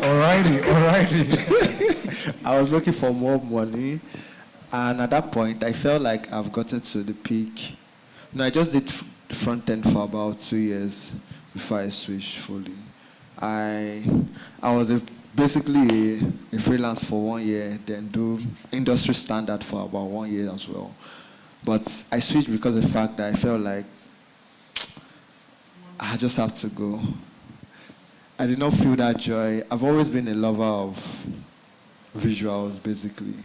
So, but at that time, I think one thing that scared me of design then was the fact that you see Photoshop, you see this one, and all, but I still took it upon myself to let me even master this stuff. And I got the hand of it, and here I am today. So yes, that was it. Nice. Was I able to answer that? Like Interswitch too, we don't stop. We keep moving. We never stop. Yeah, just to snippet into Victor's profile so we can actually have an understanding of where he's coming from. Victor Onazi is a digital product designer, design advocate, and fintech enthusiast. He focuses on solving problems and designing products that makes life easier by creating meaningful design experiences for digital products. Thousands of users have interacted with his products and some of the products he has designed, and his work has inspired other designers to even do more good work. Currently, Victor works at Number and is also a design mentor at ADP List, Treford, and Empower Our Community. Victor, did we capture that right? Fantastic. Another round of applause for Victor, please. Thank you. Victor was right here to show us the money, I guess. Like, he had to make the switch because he wanted more money. And then I guess Mwafemi was here earlier to show us the experience, what he has been able to, do over and successfully leading projects within Nigeria and across Africa. So she's global, really. She's not just Nigeria, she's global. Oluwakemi is the current group head product management in Interswitch. Please, everybody, join me as a welcome Oluwakemi Nwogu, group head product management. Mr. DJ, please, we would like you to, Kemi is energetic, she's beautiful, she's intelligent, she's smart, so she deserves all the accolades, to support her till she gets right on stage. Mr. DJ, please, just a bit up. Okay, so whilst we're waiting for Kemi to get prepped, I guess we are enjoying ourselves so far. I think I still have a couple freebies to give out still. Let me see. Who can actually identify two key points, two salient points that were mentioned by Victor whilst he was talking about product designing? Just two key points to take home today. Okay.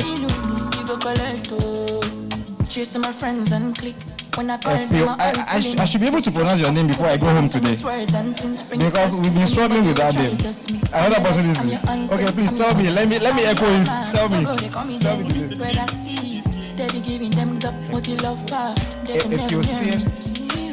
If you're saying Epium, I think that would be better for everybody.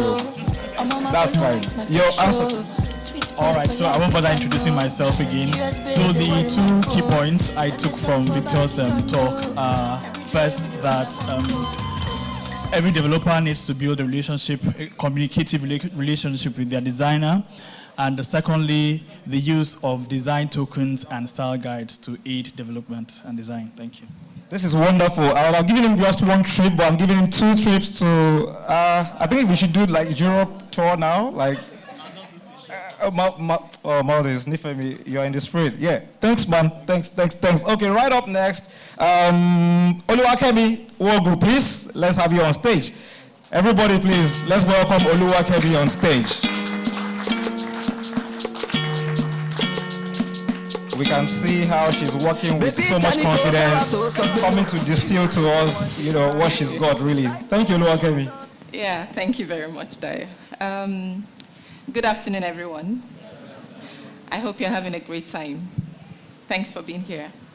I believe you will agree with me that there's been an increase in the demand for APIs due to a surge in digitization spanning across various industries. So, it has led to a shift in the way solutions are built. Businesses are increasingly relying on APIs, to improve business processes, solve customer problems, improve customer experience, and drive innovation. The Interswitch API platform is a robust platform that has been built to help developers integrate seamlessly, which is, to help developers and businesses build products within the fintech industry. So I'll take us through some of the features of the API platform, the Interswitch API platform, the unique features, the benefits to the developers and businesses alike. And then, of course, I'll take us through some of the APIs and the use cases we have. Some of the features we have is an extensive API catalog, curated collection of high-quality APIs from reliable service providers. We have a developer console, which is a user interface for developers, a friendly user interface for developers, where they can manage their API integrations, have access to documentation, access keys, and source code references. It's secure and scalable and reliable, and it also enables seamless integration, because the APIs are standardized and they are developer friendly. So benefits for developers, rapid development and time and effort savings, quality assurance. Like I said, APIs are from, reputable providers with reliable performance. Some of those APIs are Interswitch APIs as well. Increased innovation, leveraging the diverse APIs in the platform for enhanced functionality. One of the things you can also enjoy as a developer is collaboration and co-creation with other developers in the community. I don't know if any of us here are a part of the Interswitch Developer Community, but it would be a good thing to join so that you can, leverage the community to innovate and collaborate. Some of the benefits for businesses, cost efficiency, reduce development and maintenance costs because, like I said, the APIs are already standardized and easy to use, and you only pay for what you use, so it's pay as you go. Accelerated time to market, API development with ready-to-use APIs, so it allows for competitive advantage through quicker product releases. Yeah, some of our use cases. We have a wide range of APIs on the platform, like I said, but I've highlighted a few here. We have the paycode and cardless API, we have the VAS APIs, and we have the lending and accept payment APIs. So for the paycode APIs, it's a digital payment collection service. It allows you, for example, is an alternative to card payment. If you do not have your card and you want to accept payment, you want to, withdraw at the ATM terminal, you can actually go there with a pay code and still withdraw. You're still able to withdraw. If you are a betting company, you run a betting business, or even any other business that requires your customers to be able to pay out, right? And without their cards, you can assign them a token, like a pay code, so that they can do some withdrawal. The VAS APIs, you might be a business owner or a developer, you're providing services to your customers, you have your primary service you provide, but then you want to provide value-added services to your customers that allows them, or allows you earn some commission, So on your platform, I can, for example, want to resell airtime and data, and then you can earn some commission while doing that. So this API, the VAS APIs allows you to enjoy that. The lending and accept payments. If you are a lender or you have a loan platform and you need to automate loan recovery from your customers and even disburse loan to your customers, this allows you to do that. So these are some of the use cases we have on the platform and some of the APIs that are available on the API platform. Now, getting started, if you're a developer and you would like to be a part of this platform, be a part of the ecosystem, you can register as a developer by visiting developer.interswitchgroup.com, exploit the API catalog, select desired APIs, integrate with the APIs, manage your APIs. As a developer, you have access to the developer console, like I said, that allows you to, you can test, it's free, so you can test using the APIs, you can integrate and build solutions. You can join the community and, work with other developers to build cutting-edge solutions using the APIs on the platform. Like I said, you can also obtain API keys. We have source code references, API references, that allows you easily integrate. Documentation and user guides and FAQs are also available. Now, the future, what we have now is an API platform. Where we are going to is, we are going to evolve this platform into a marketplace, right? We're building an API marketplace, which is going to be a one-stop marketplace for APIs. It will connect API providers to API consumers. That's the plan. So it will provide an ecosystem that connects financial institutions with fintechs and innovators, to service providers. So some of the things to expect for the API marketplace is monetization support for providers and consumers, governance support for providers and consumers, security-related support for providers and consumers, and analytics support for providers and consumers. Benefits of the marketplace. Again, you have access to a wide range of APIs, so it won't just be the Interswitch APIs that will be available on the platform or in the marketplace. You have access to external APIs as well, but Interswitch is going to be the one in charge of the governance, right? And also increased innovation and collaboration and accelerated development. Thank you. So to get started, please join the developer platform and interact and play around with the APIs, join the developer community, collaborate and co-create with other developers. Thank you very much. Like this. I don't drink anything I see. I never prayed for this. I never knew it could end. Any questions for me, please? All right, please go ahead.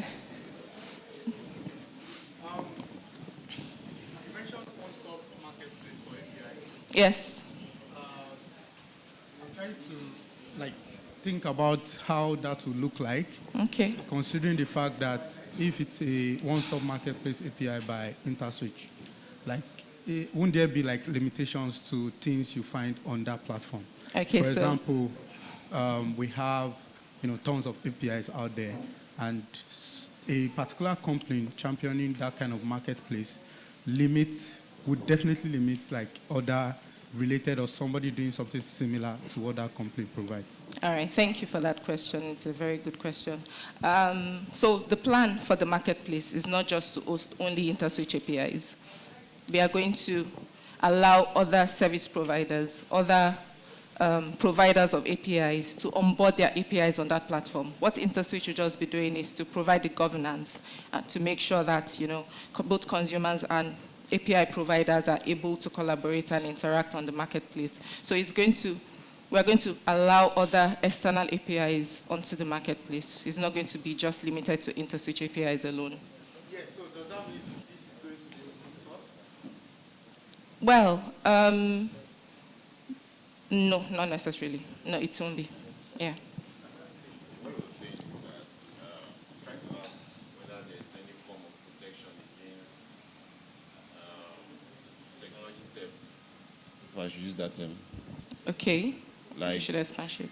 For example, Postman has a pseudo API marketplace. Mm-hmm. If you've used it before, and you find a bunch of APIs there, and we want to know what's the idea for this. So typically you just go on Postman and then you see their collections of API, which is the front facing side of the API, the endpoints. Okay.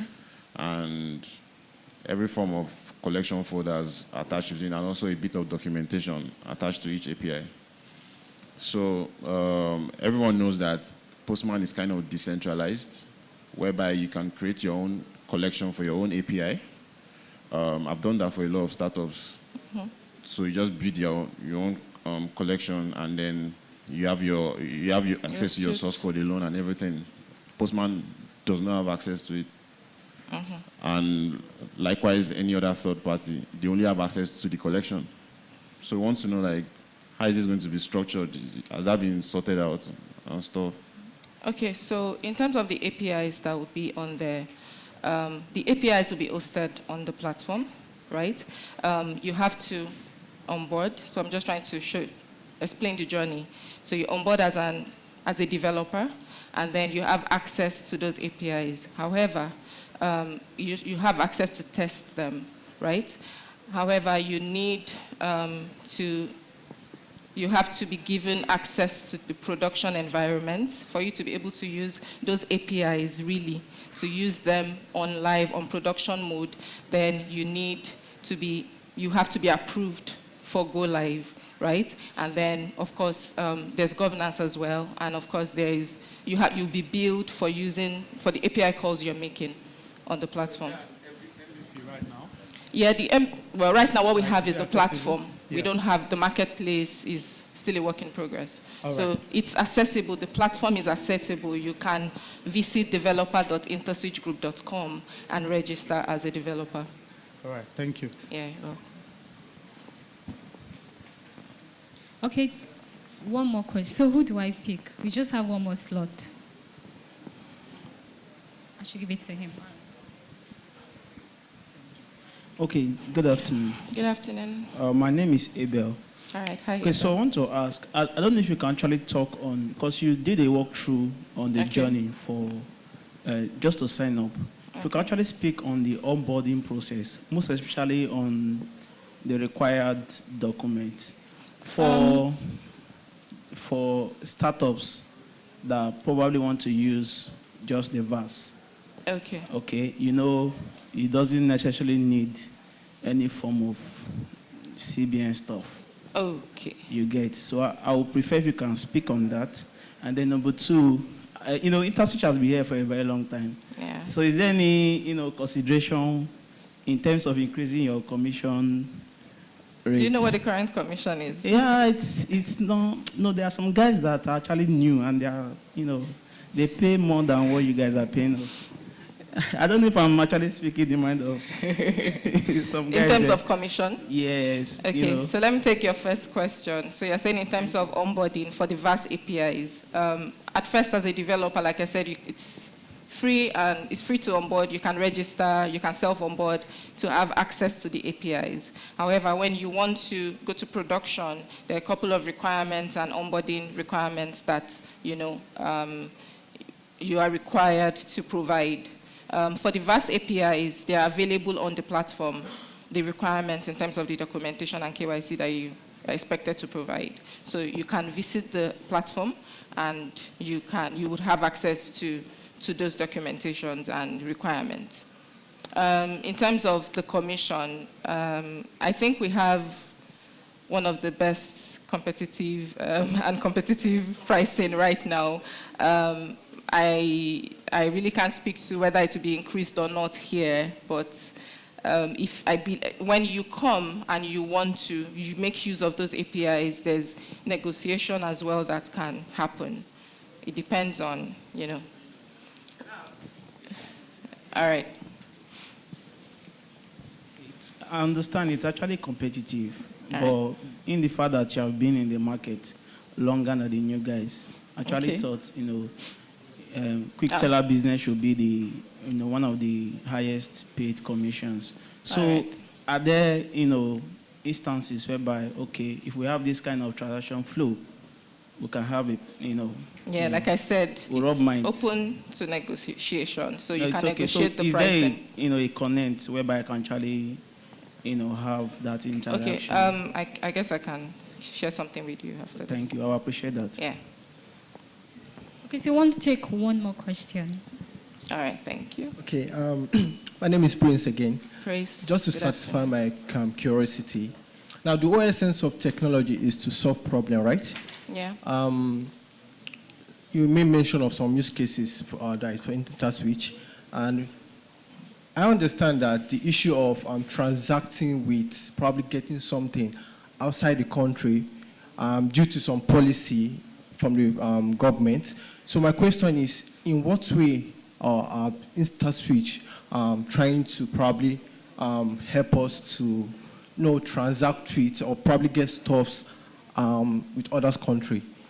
Probably providing an API for us to probably consume and implement in our own stuffs, so that which can enable users to probably interact with other services outside the country, not in Nigeria. Okay, so one of the things we're also working on is expansion to other countries as Interswitch, so that when you come to leverage on any of our APIs or solutions, you don't only have access to the local markets, but you also have access to other African markets and even other markets outside, cross-border markets. So what we're trying to do is expand. And you'll see a lot of that in the coming months and years. So there's a plan for expansion. Right now, we are present in different countries, so not just Nigeria. And depending on the APIs or the solution that you're leveraging or interacting with, you actually have access to other countries. For a accept payment solution, people can actually use international cards to make payments today.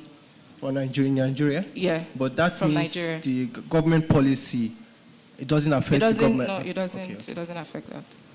Yeah. Yeah. We don't have. You have another question? Oh, you can use international cards. You can use your Amex, Visa, and the likes. There's no policy against that. There's no government policy against that, against using your international cards on. Yeah. All right. Thank you so much, Thank you. Kemi. Thank you. Yeah. Please let's appreciate her. Thank you, Kemi. I don't drink anything I see. I hope you're having a nice time. Are we enjoying ourselves? Are we learning something new? Nobody's answering me. Oh, you want sweet? But I think I bring goodies like. Oh, because I'm not giving anybody tickets. Wow, you guys. Everything's not about travel, eh? This life, it's not about money. Okay, it's all good. I think it's been a very wonderful, session so far. right about now, we are here with just something a bit different. So we want to give you the platform. We want to give you that leverage to be able to, pitch yourselves. We're going to give two people the opportunity to actually like sell themselves to us. We want to, know you. We want to know you better. We want to know what you do, and then we want to know if you've got the, so to speak, commercially viable ideas, or if you have one currently running that you really want to share, because you can never tell. We've got people, filled with ideas in the room, filled with money as well, cash. I think people are really liquid in this room, because according to what we heard earlier, that it's quite expensive to be a developer, and then we're all here, so rich, with money everywhere. So you can never tell. Somebody might be here that will want to fund your idea, or, just sponsor you, like we have sponsors everywhere. So just two opportunities to two people, and then we run from there to sell themselves to us. Sell your market. Sell your market. You can only blow your trumpet by yourself, really. So we can do that for you. You know yourself better. But at this point, I think for us to be able to break that, I would ask just a question. Fastest finger, we pick the top two, and then we run with it. Right? Are we good? Are we good? I'm not getting the answer. So see people here, they don't like money. They have too much money. No, you know the reason why. Why? They've gotten enough money already. That's Kemi came up here to give us, our speech and everything, which would also translate to money at the end of the day. So people have been giving money, been bringing up money, but this is more money for you guys, really. So are we ready? Yes. I won't proceed until I get that vibe, that response. Are we ready? Yes. Fantastic. Okay. How old is Interswitch?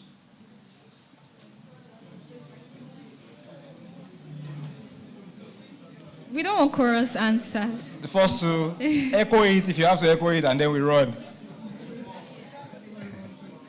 Okay. 21? 20 years. That's the first guy. And second guy? You're not picking anybody from here. I already said anyways, but we have our fee. You have to sell yourself to us. We want to get to know you. What do you do? And then what are you looking at doing? So what have you done? What are you doing currently? And then what are you intending to do? Yeah. Not necessarily, but you know yourself, basically. So pitch yourself to us. We want to sponsor probably your dream at this point. Just imagine that. No, imagine that. Yeah. Imagine that. Imagination. Investors are in the room to sponsor you. Exactly. So, not vivid imagination, please.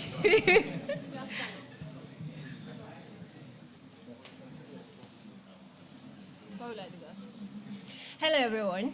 Hi. My name is Damilola Olofin, and I'm a full stack JavaScript student at Go My Code.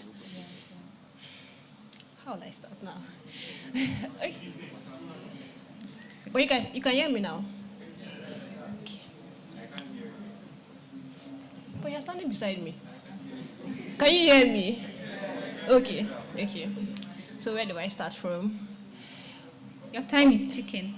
Before I started coding and all that stuff, I wanted to do something different. I didn't want to, because before, I used to, oh, Jesus Christ. Just calm down, don't worry. Okay, I'm sorry. Do you want water? Okay, sorry. Let me start again. Before I started coding, I used to do HR, and in my office, I used to always go to the IT department to see, because I just liked things about computers and networking and everything like that. So I decided to start with HTML and CSS. So when I started doing that, I wanted something more, something challenging, and then I found out about Go My Code. When I started the classes and when I started doing all that stuff, I now thought of something I could do so just an idea, right? So the idea is how will I put it? So if you go for events, like an event like this, you don't want anyhow people to just come. Just like those people at the entrance where they will check your name and something like that. So it can just be like a QR code that you just scan and then come in, instead of them having to check, instead of you having people outside there sitting down. So those people outside there, they could be like transferred to do something else. So it's just like a QR code there. Then you just come in and like just put maybe your phone. It would be a mobile app where you just come. Oh, I'm coming for Interswitch events. You just check in and it will allow you come in. It will be like an integration on the door. Do you guys understand what I'm trying to say? More like access control. Yes, access control. Sorry, I'm not putting this very well. I'm not good at expressing myself. But you get the gist, right? Yeah, so it will allow you enter. So all these people will be like diverted to do something else. It will reduce all those kind of things. So thank you. All right. Thank you, Damilola. Okay, so in a nutshell, I guess we've gotten the feedback, so things can actually be better next time. So I guess you're also speaking to, a better, queue management as well. So what she said in a nutshell was just to have a queue management system where that is actually artificially intelligent, where people come in with the QR perspective, or you have like a swipe, and then you can actually be able to register and then sign in right there, and then you attend your events. Just in a nutshell, really. It's a fantastic idea. Also, on the flip side, we've gotten the feedback as well. Yeah, thank you for that. Funny enough, we're working on something. Yeah, I mean, really, it's really a lot. Like I said, we never stop. We keep improving, really. Yeah, thanks. Thank you so much for this opportunity. Okay, my name is Abel. I'm currently the creative director for Digital V Studio Limited. I'm a fintech professional, a UI designer, and I also write code on C# and Laravel.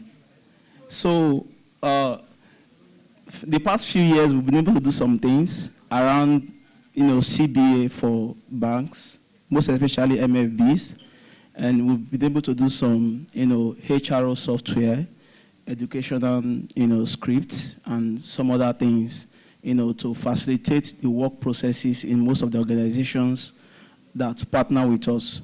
Okay, currently we are working on a new product, which is a vast platform, and that was one of the reasons why we got connected to Quick Teller Business to see how we can use their APIs to facilitate our business, the application that we are trying to build. And some of the key features of our application is, just as we all know, airtime recharge, data purchase, bill payments. It includes your cable TV, travel, hotels, and other things, funding your betting account and everything.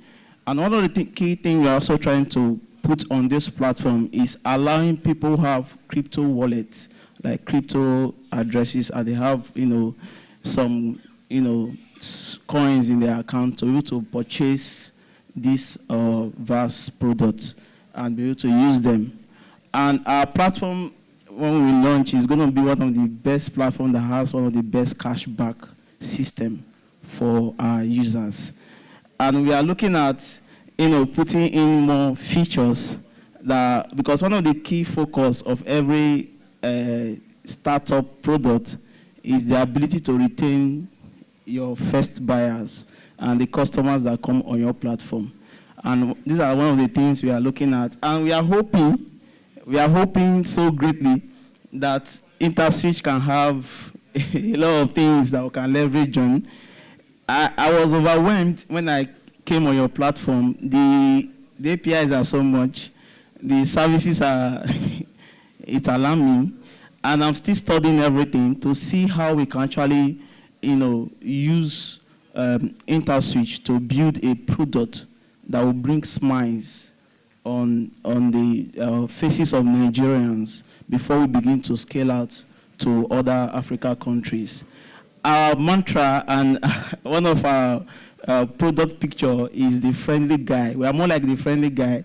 So we try to be friendly, we try to be down to earth with people, and we try to create also the system in our application whereby you spend less on VAS. And that was one of the reasons why I was actually asking her if they can give us a higher commission. Because by the time you calculate how much Interswitch will charge me for wallet service, and you remove it from the profit, you have to go for the numbers. So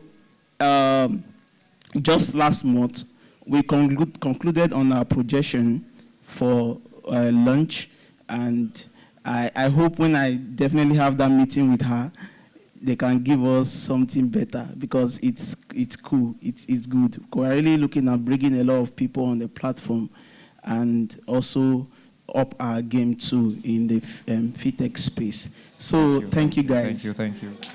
On Twitter at Abel Otereshan, so you can connect with me. Thank you.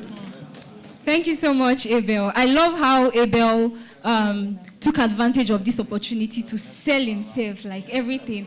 And we look forward to your product. And you said something about checking out Interswitch's APIs and trying to one thing about Interswitch, we never stop. So as you are catching up, more things are coming, but we are actually looking forward to your product. And I just want to say something, right? If you are given the opportunity to sell yourself, please take advantage of it. I love how Damilola, despite the fact that maybe she's a shy person, she was able to still take up the opportunity to sell herself. You don't know who is sitting down next to you. You don't know when the big next idea will just blow up. So don't be shy. Okay, let me not say what I wanted to say. Thank you so much, Damilola. Thank you so much, Abel. So we are moving on to the next. Okay, more? Okay, all right. We didn't even talk to anybody here. Exactly. Okay. Thank you, John. Don't be shocked. You can do it. You can do it. Hi. My name is Praise God. Yeah, I don't really have a reason to stand, but I'm taking the opportunity to just speak to everybody. So I'm a front-end developer. Would I call myself beginner? But I've had just a few months of experience. Yeah, I'm a volunteer at Passport Money. So I started recently. So my learning process, I started learning in 2021, toward the end of 2021, and since then it has been a very great journey. I mean, there are times where you're happy about your code, sometimes when the error is just crazy. And yeah, when I started, at the beginning of everything, when I see any error, I'll call my mentor. Sometimes I'm crying on the phone. I'm like, geez, I've been on this thing for 2 hours, and I don't know what the problem is. Right. So Passport Money is actually what I want to talk about. Passport Money is a fintech company that deals with transferring money across Africa. So buttress this, you travel to an African country and somehow you don't have the currency, like probably what you exchange in Nigeria gets to get exhausted and you're left stranded, right? You would have to find a way to get Naira to, let's say, Kenya, to KS, or Naira to Rwanda currency. That's what Passport Money is for. We are launching very soon. It's a startup company. We're launching very, very soon. And it's a very reliable thing. We're working on it so much. So to help us as Africans, right? You don't have to be stranded. So the idea came up when somebody was actually stranded. So it's providing an actual solution. Somebody was stranded. They're in Kenya and they don't have they want to make a transaction. They don't have money. What do we do? So that idea popped up in their mind and then it started this. So this is more like to say, look out for Passport Money, right? Look out for Passport Money anywhere and everywhere. Thank you very much. My name is Praise God again. Yeah, Praise, thank you. So we'll be on the lookout for Passport Money, right? Nice. You seem really excited about it. It's written all over your face. Nice. So we have one of the gurus in the house. His name is Ademola Adeleko, and then you have just probably 3 minutes thereabouts to actually rub minds with him, on the DevOps, space, and then let's proceed from there. I'll bring him on board right now. Ademola Adeleko, please step forward. You have some very important things to attend to. So he's a grounded guy in the industry, and then we will just, I would implore you to really use him. Though it's a very, very short time, but you really have to maximize the time as well. So we have Ademola right here, a very, very, how would I put it now, epitome of tech bro, right? From head to toe. Ademola, please. Yeah, just come forward. Round of applause, please. Round of applause, please.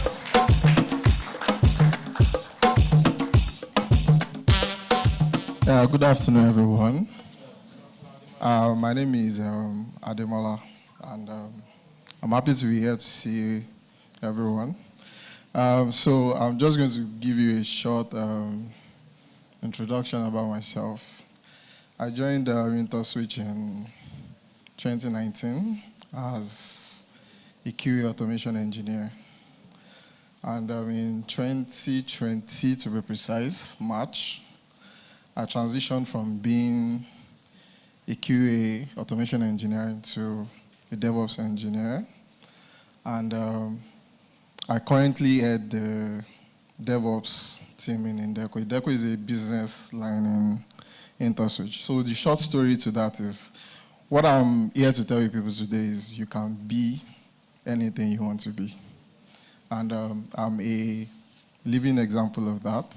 That you have no limitation if you have a company that supports its staff to achieve anything. And so on that note, I'm just here to charge everyone if you have any challenges. So Elizabeth asked me to join the developer community, and I've been interacting with a lot of you there.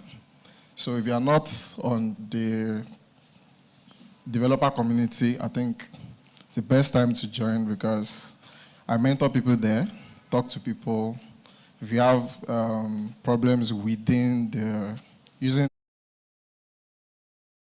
resolve issues. So that's just what I want to do. If you guys have any questions, you have any, how many people have a very not so good interaction with our API docs?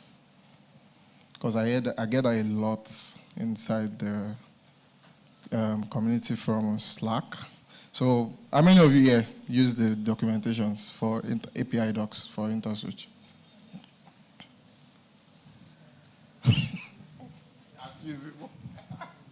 So nobody here uses the API. Okay, can I ask why? People prefer, what's your preference of APIs integration? I think there's a problem here. So you guys don't use Interswitch APIs? Okay, I've used Interswitch API here before. Please raise up your hand. Let me see your hand. Who? Okay, how was your experience? No, I need you to be honest though. Like, it's a feedback session. There's no system that's actually perfect.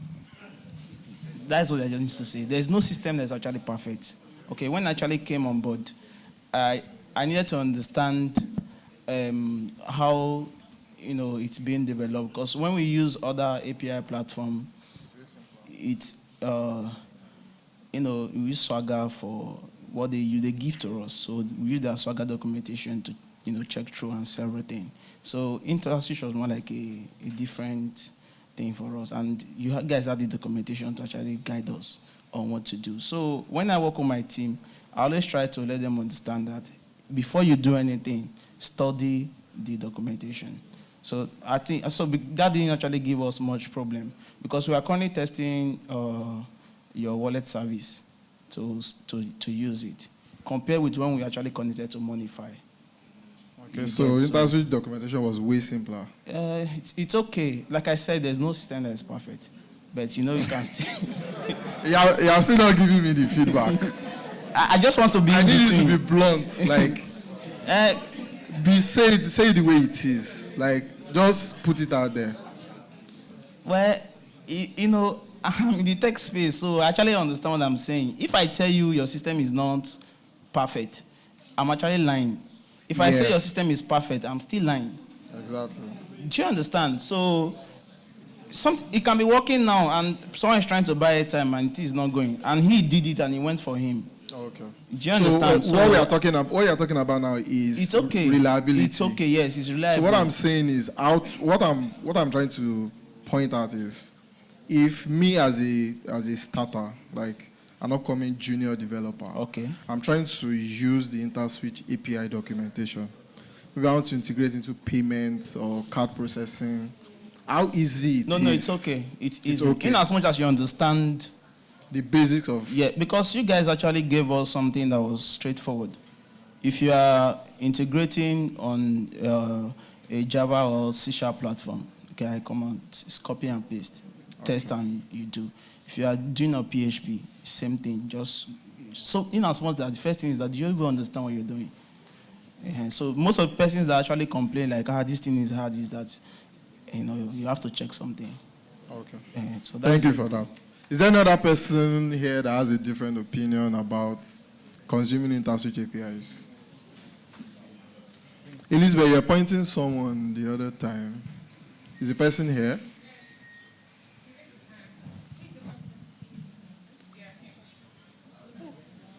Okay. You don't want to talk? Oh, we have a shy person here. So I just want to encourage you guys that Interswitch has a lot of great stuffs. And if you at any point have any problems consuming those APIs, I'll be there in the DM waiting for your questions, guides, and how to consume those APIs. And if you're at any point trying to use any of the services that are down and you need a shout out, just ask me in the chat. I'll respond to you and solve the problem. So do you guys have any questions even about using the document? How many of you here are core developers, backend engineers? Well, backend engineers, let me raise up your hand. 1, 2, 3, 4, 5, 6. So the 6 of you here, it's just one person that is using Interswitch APIs. I hope we're going to improve on that. And I want to implore you guys, please, let's work together as a community. And let's move Nigeria to a better place, the payment space. Thank you. Thank you so much. Thank you so much. So I'm aware we have a lot of people connected online. Hello. Sorry, let me drop this mic so that I can say the hello very well. Hello to all of our online audience. We are so happy to have you connected, even though we cannot see your faces, but we're glad you're connected. So we are moving to the next session very quickly, and I'd like to welcome Chika Akaeze. He's going to be talking to us about the Developer Referral Program. Chika is the Business Development Manager, Emerging Market in Interswitch. Let's welcome Chika. Good afternoon, everyone. I'm glad to be here. I think I should move that way. Everyone has been standing here since. Let me come to this side. Yeah, good afternoon, everyone. Happy to be here. Are we having fun? So everyone has been talking about showing you the money. All those ones has audio. My own is the real one. Confirm.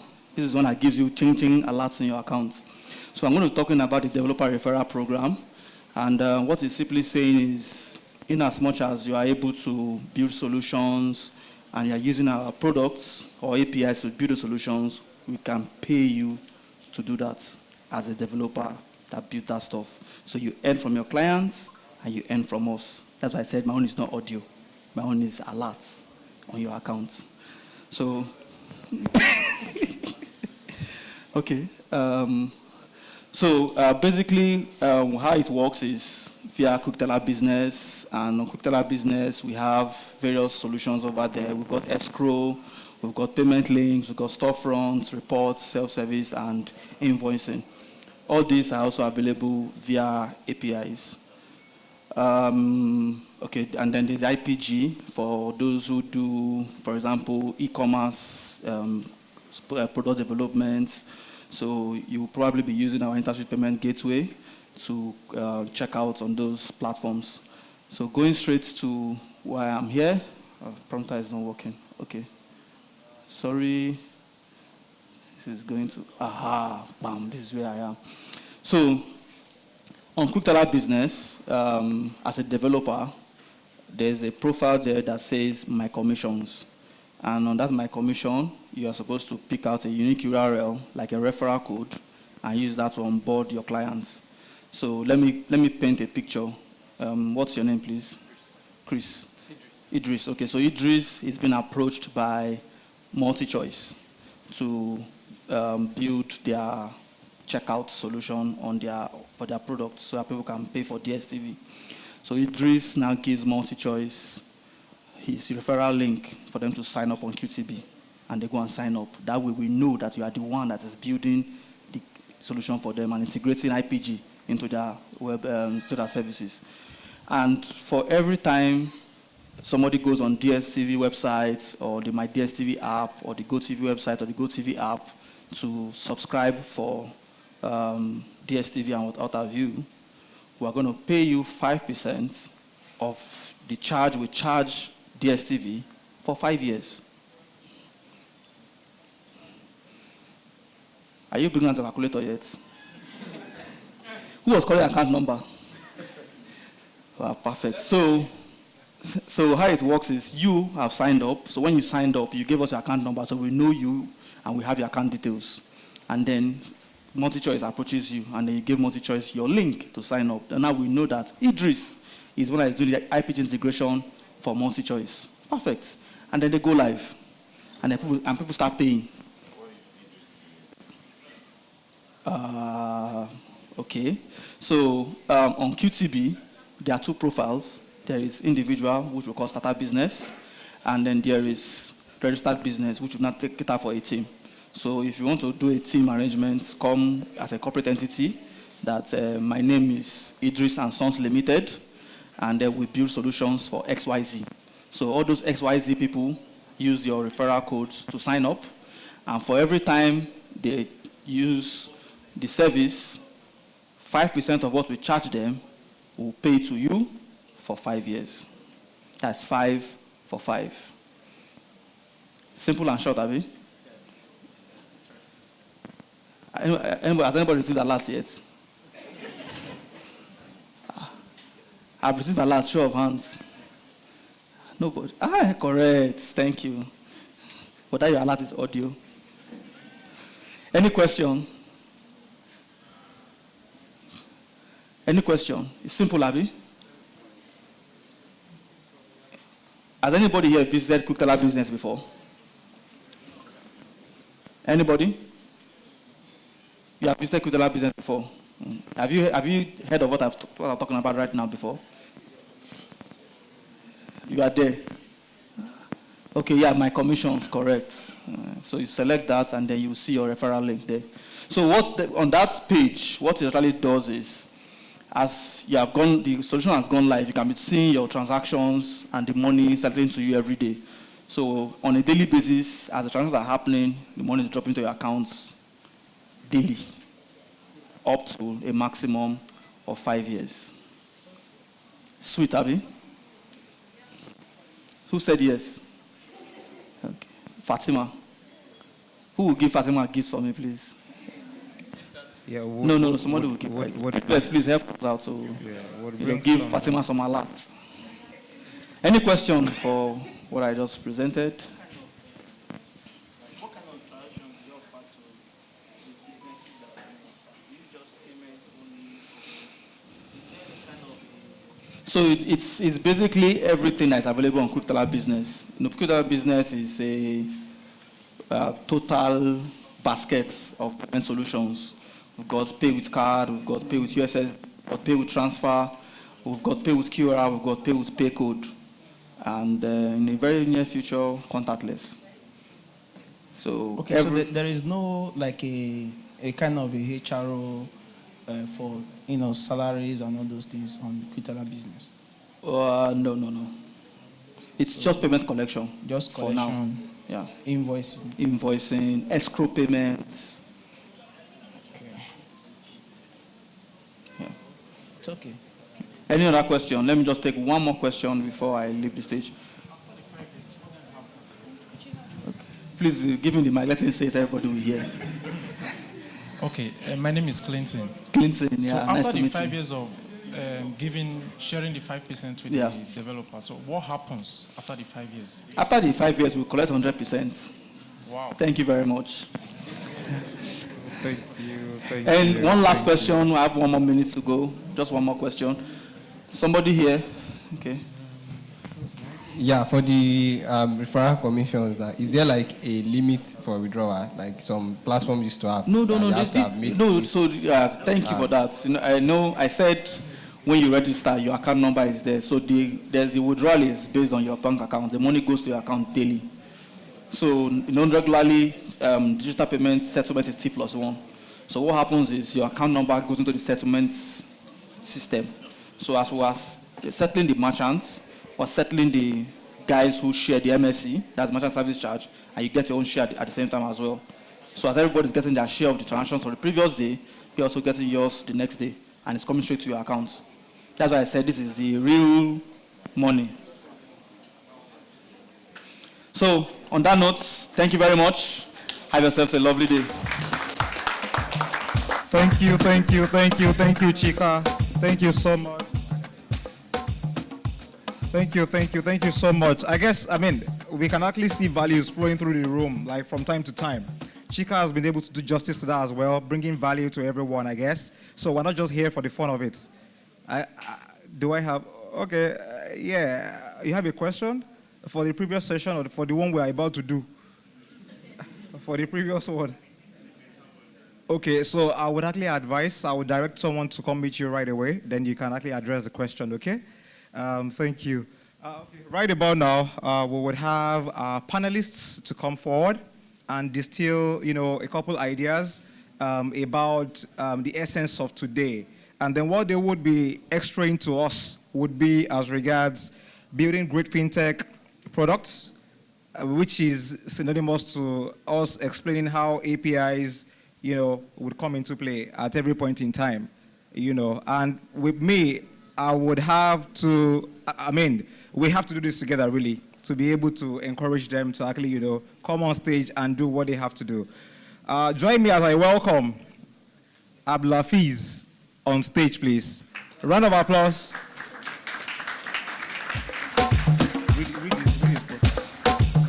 So whilst he's, whichever side works, basically, you could. All right, thanks. Hafiz is an experienced tech professional with a decade-long experience in building digital products that have provided innovation across several industry verticals, including the fintech space. He currently leads an engineering team at Interswitch and is focused on leading teams to build products for SMEs. He also believes in enabling these sets of players across several industries. Once again, let's welcome Hafiz. Thank you, Hafiz. Thank you, Joy.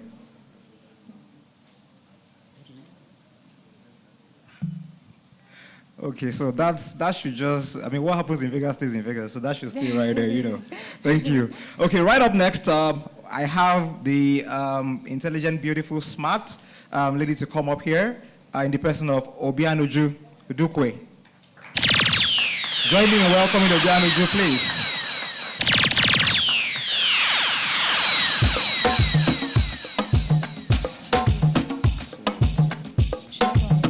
Okay, Obianuju Udukwe is Group Head of Consumer Technology at Interswitch Group, a seasoned professional with over 13 years' experience in business and operational management, spanning across banking and finance, healthcare, and most recently, fintech. She's passionate about youth empowerment and thought leadership. She enjoys mentoring and sharing knowledge with youth across Africa. Once again, welcome, Obianuju. Alrighty. Thank you, Joy. Thank you so much. I think we should second you to ECOWAS already. I You're doing don't a mind. great job. Yeah. Thank you. Thank you. Okay, right up next, we have, I think it's the era of, what's that thing again? It's the era of DE. That's diversity, equity, and inclusion, right? Inclusion, yeah. So we're trying to ensure we have, gender balance on our panel. Though one is going to outweigh the other, but we really don't mind at this point. We're good with it, yeah? So right up next, we have, join me as I welcome Oluwakemi Nwogo.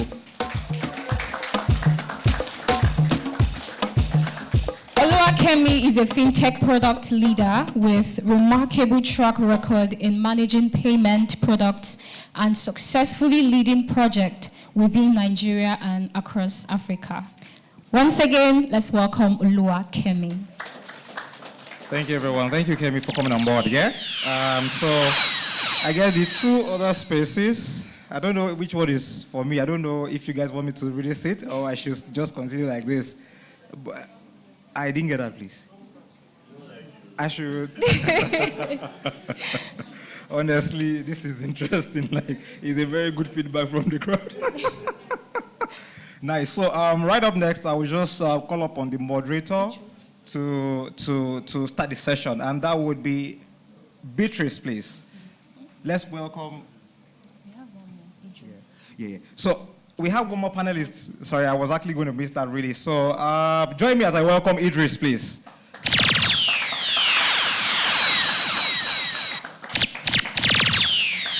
Thank you, Idris. Okay. Honestly, I was looking elsewhere, and Idris was just right here. I don't know what was going on really, but it's fine. Thank you, Idris. Idris is a skilled developer advocate with expertise in software engineering, technical writing, and open source technologies. He builds relationships, leads initiatives, and actively engages with the developer community. Idris is the founder of Web3 Africa and delivers inspiring talks and workshops. Once again, Idris, you're welcome. Thank you for coming on board, Idris. Okay, so right about now, we welcome our moderator, and that is in person of Elizabeth Okabe. Thank you. Okay, so guys, I leave you in their hands. Sit back, relax whilst you enjoy the roller coaster ride. Thank you. I'll see you in a bit. Dio. Thank you very much, Joy. All right, so we'll just get started. Please, can we get mics for our speakers? Thank you. All right, so we'll start with Kemi since she's at the mic. Hi, Kemi. How are you today? Hope you're good. Yes. Yes. All right. Thank great. you. Yeah. So before we go proper into today's conversation, we'll be okay. Yeah. So I would really love. Okay, we would really love to know how it has been for you working in the fintech space. Just share with us very briefly. Thank you. Thank you.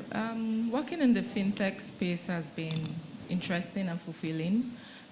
It can be quite challenging, but then still very interesting. You know, technology is constantly evolving, so you need to keep innovating and keep adapting to new technologies, but then it's been quite interesting. Awesome. Thank you very much. Idris, can you also share with us in the Web3 fintech space, how has it been for you?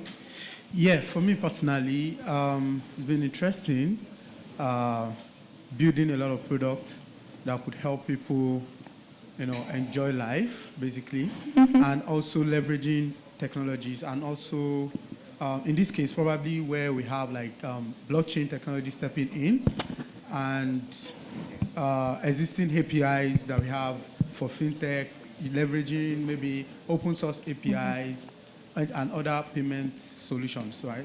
So before becoming a developer advocate, I spent 70% of my career as a back-end developer. Awesome. Integrating a lot of APIs, building APIs, and also leveraging third-party tools to ensure a seamless flow and activities within the back-end project. Awesome. Thank you very much for sharing.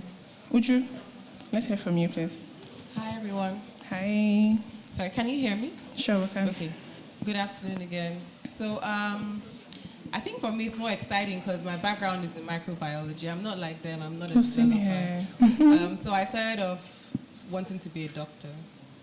And somehow I veered into fintech. Very odd, but we're where we are. And I'm actually quite happy. I like the fact that there's a lot of things that you see from an idea become an actual product that people are using, and the satisfaction and fulfillment that comes with that. It's very challenging, like Kemi said, because every day things change. Consumer needs change, technology changes, and you have to adapt to those changes. But it's a very fulfilling and very interesting sector for me. Awesome. Thank you very much. Hafiz, you're next. I'm actually sleepy right now. And just to drive it to her point is because I was working till like 11 p.m. trying to solve something yesterday. So, I mean, there are good days where, I mean, everything's fine, all the code is working.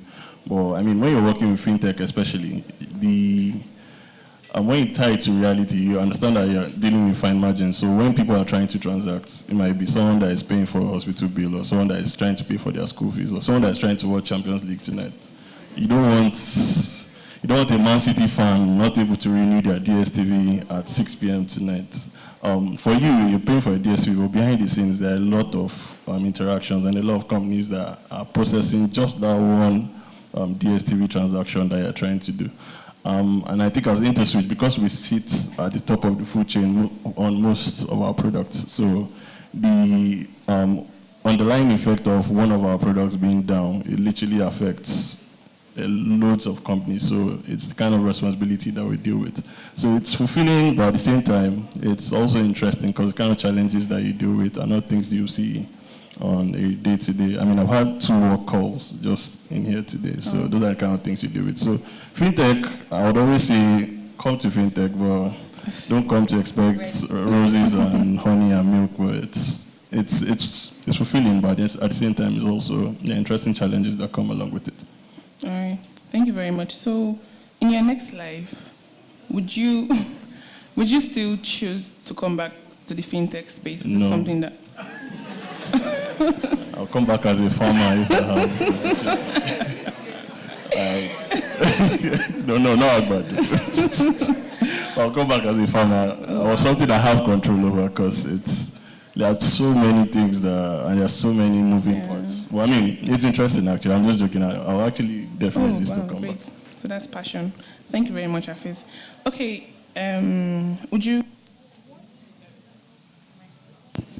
what are the key considerations when it comes to scalability and future-proofing a fintech product?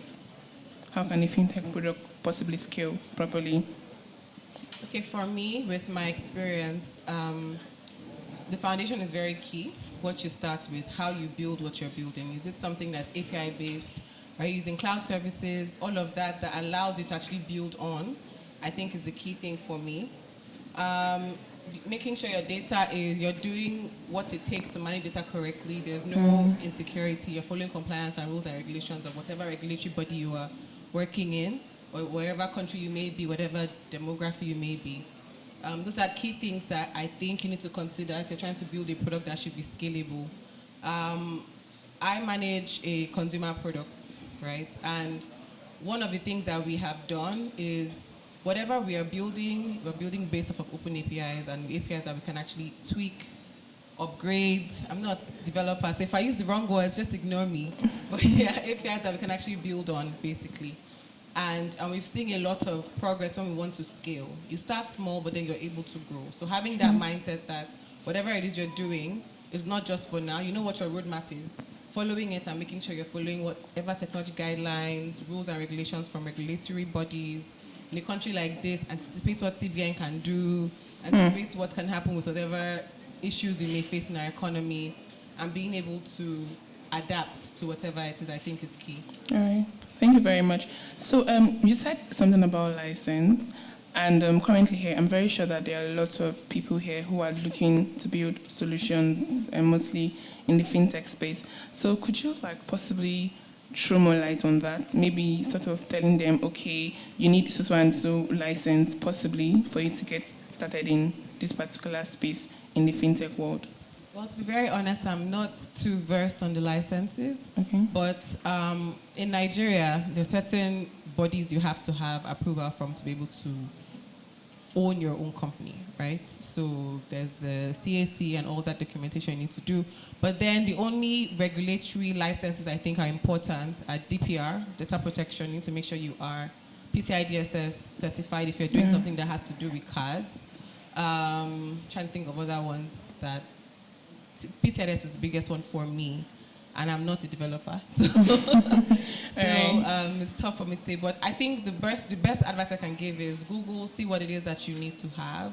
For us, we have certain licenses that we need to have, such as PCIDS and things like that. Make sure you have those in place, and then you can actually build your platform from there. All right. Thank you very much, Uju. Thank you.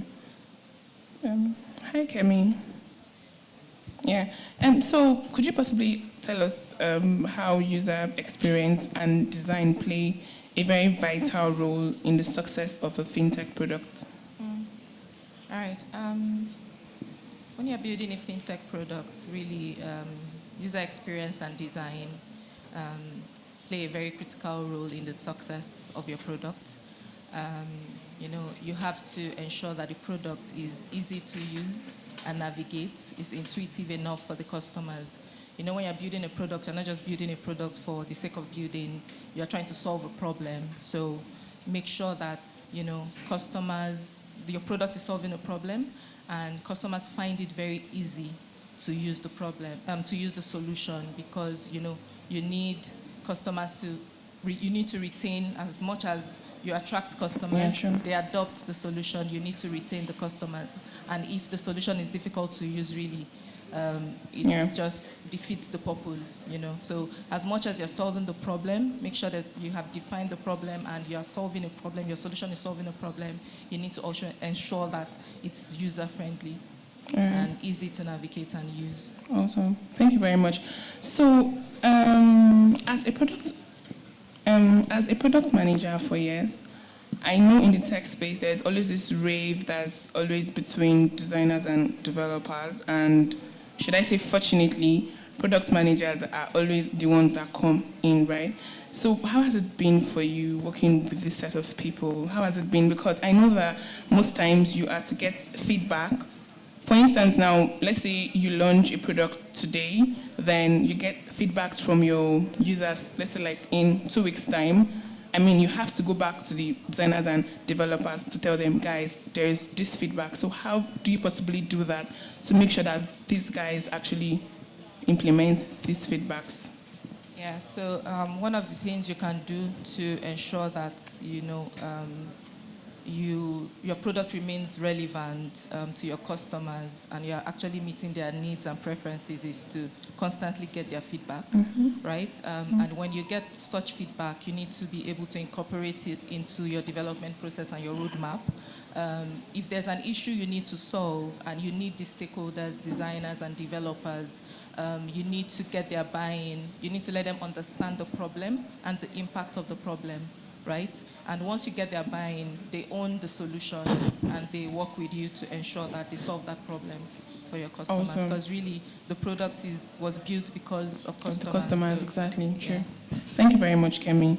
Idris, as a blockchain engineer that you are, could you possibly tell us the impacts that technologies have currently, technologies such as blockchain and AI have currently in building fintech products? Do you think that they are actually more beneficial or they are actually more risky to use these technologies? Please share with us. Yes. I'm taking the first one, which is the blockchain technology. Sure. And it has a lot of potentials when it comes to simplicity and also trying to make everything open when you are building your solutions. And what you also get out of the box, leveraging the blockchain, is that you have this immutability functionality where anything saved on chain remains on chain. And that means if you have like a particular, maybe you're probably integrating an APIs or you need some data and you want to be sure that this data, all of these data are not tampered with at any point. So all of those, that kind of data or processes can go through the blockchain itself, and you'll be rest assured that nothing has happened to the data. So we have ways of interacting with it, where a developer can literally build a smart contract, which is like an agreement.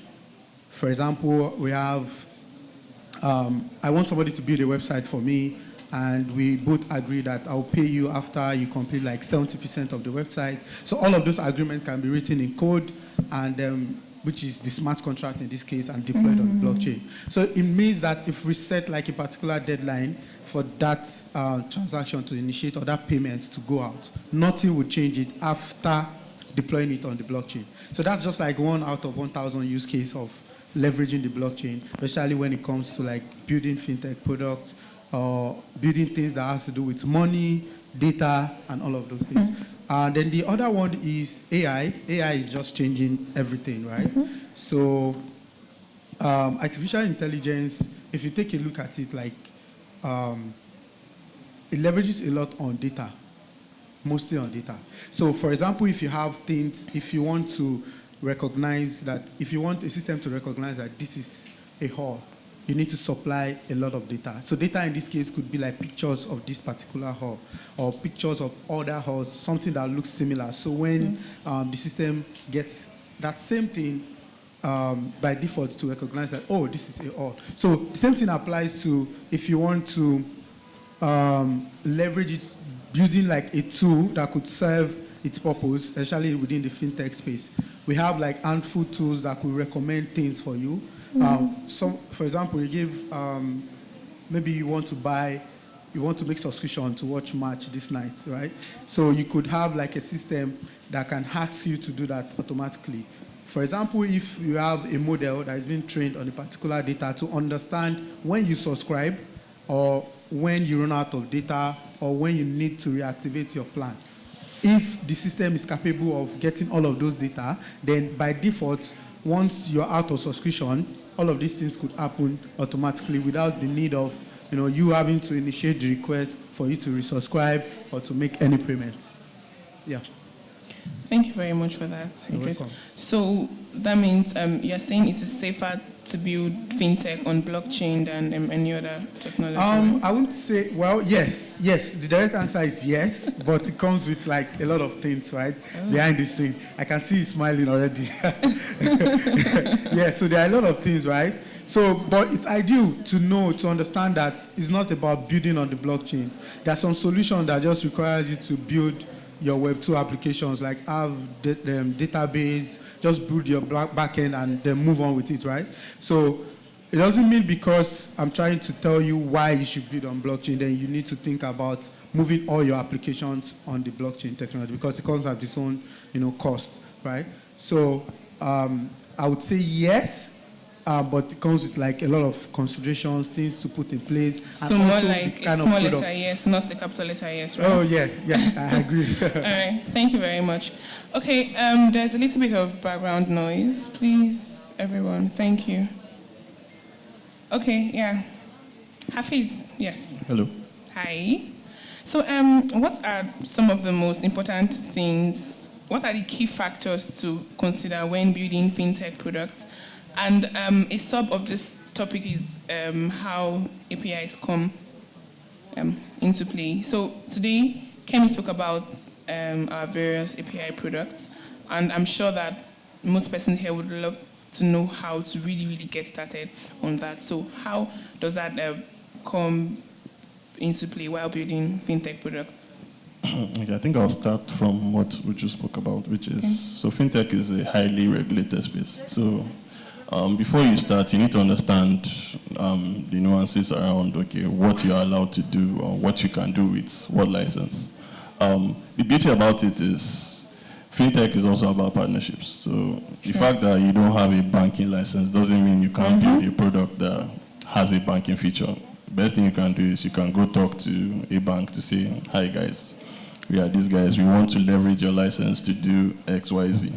So that's the beauty about it. And the beauty about APIs too is APIs literally allow you to expand on people's stuff. So for example, you can take, if I ask people around here, like what's the startup that comes to your mind that you look up to or you want to build something similar to? Can I ask you a question? Huh? Junior is not a startup anymore. Junior is massive. Can I ask you, what? Do you have any startup in mind that comes to that you look up to say? No, like a startup, a company, a small company that you see in tech that you look up to. Like these guys came from, you were seeing them, you were playing ball with them in Yaba yesterday, and now they're in Silicon Valley, like raising. Yeah. So for example, that kind of person, okay, gaming, let me use it for fintech, for example. So let me use a real life, let me say a Paystack or a Flutter. A lot of them, I think they started from school or something. They finished school and they had an idea to say, okay, payments was fragmented, let us come up with. When they started, the licenses they have today are not the licenses they had. When they started, they most likely just had a company registration. But the most thing, what they would have done is they would have gone to say, okay, we're trying to do payments. Who is the number one person in payments today? Okay, guys, we think we can do this thing better, but we don't have a banking license. Can we form a partnership with you? And the next question that comes in is, what APIs do you have? We say, okay, we have payment APIs. We have bill payments for this man that wants to build the next best bank or the next best customer experience. I enjoyed your talk, actually. So things like that you form partnerships, you get APIs with people, and APIs allow you to do so much. In reality, you can see, so say I got an API from Interswitch. Maybe Interswitch is a bad example because Interswitch is usually on top. I get an API from a company A that allows me to say do KYC for my customers that are coming to my app. In reality, that API they are giving you, they most likely go from someone else. That maybe go from someone else. So there's a whole chain of, your customer is just registering and doing BVM validation. But in reality, that code might have passed through 6 different companies before the result gets to you. So that's the beauty of our APIs and partnerships. And I think you can't run your fintech alone. Even we that are Interswitch, we don't run alone. We still have a lot of partners that we work with just to empower and give you all the different APIs that Kemi spoke about. All right. Thank you very much, Hafiz. So this brings me to a partnership question for you, Uju. Yes. Okay, so how can partnerships in the fintech space, how can one establish these partnerships? Because currently we have a lot of people that want to build products, but most times I've had conversations with community members, right? And they always say that the top guys do not always want to work with them because they feel like they're not there yet. So what can you possibly tell them? Is it that most times they are not approaching it properly, or they are not just coming out very plain, or they don't have the necessary documents to get started with these top guys?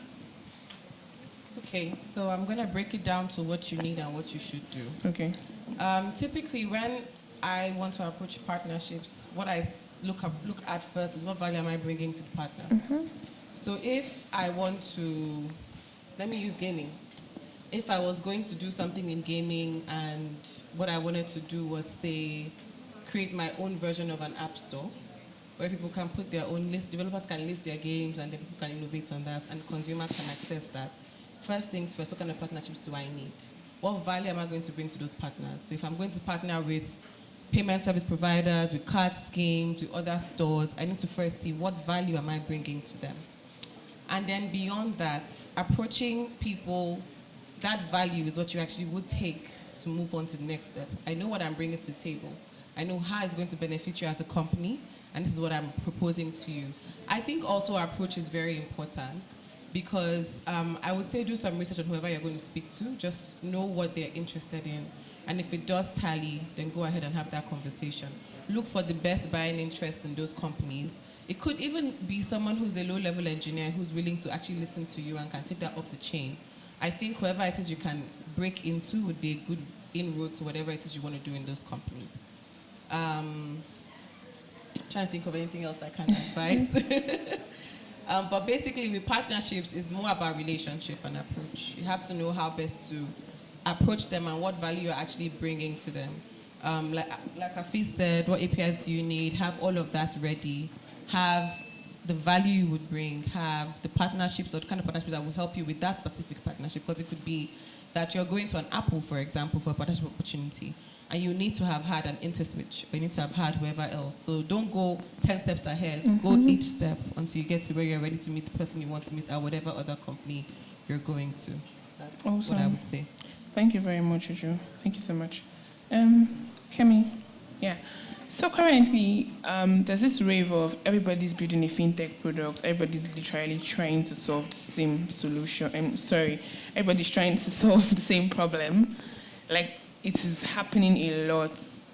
This minute, somebody has launched a startup. The next minute, somebody else has launched a startup.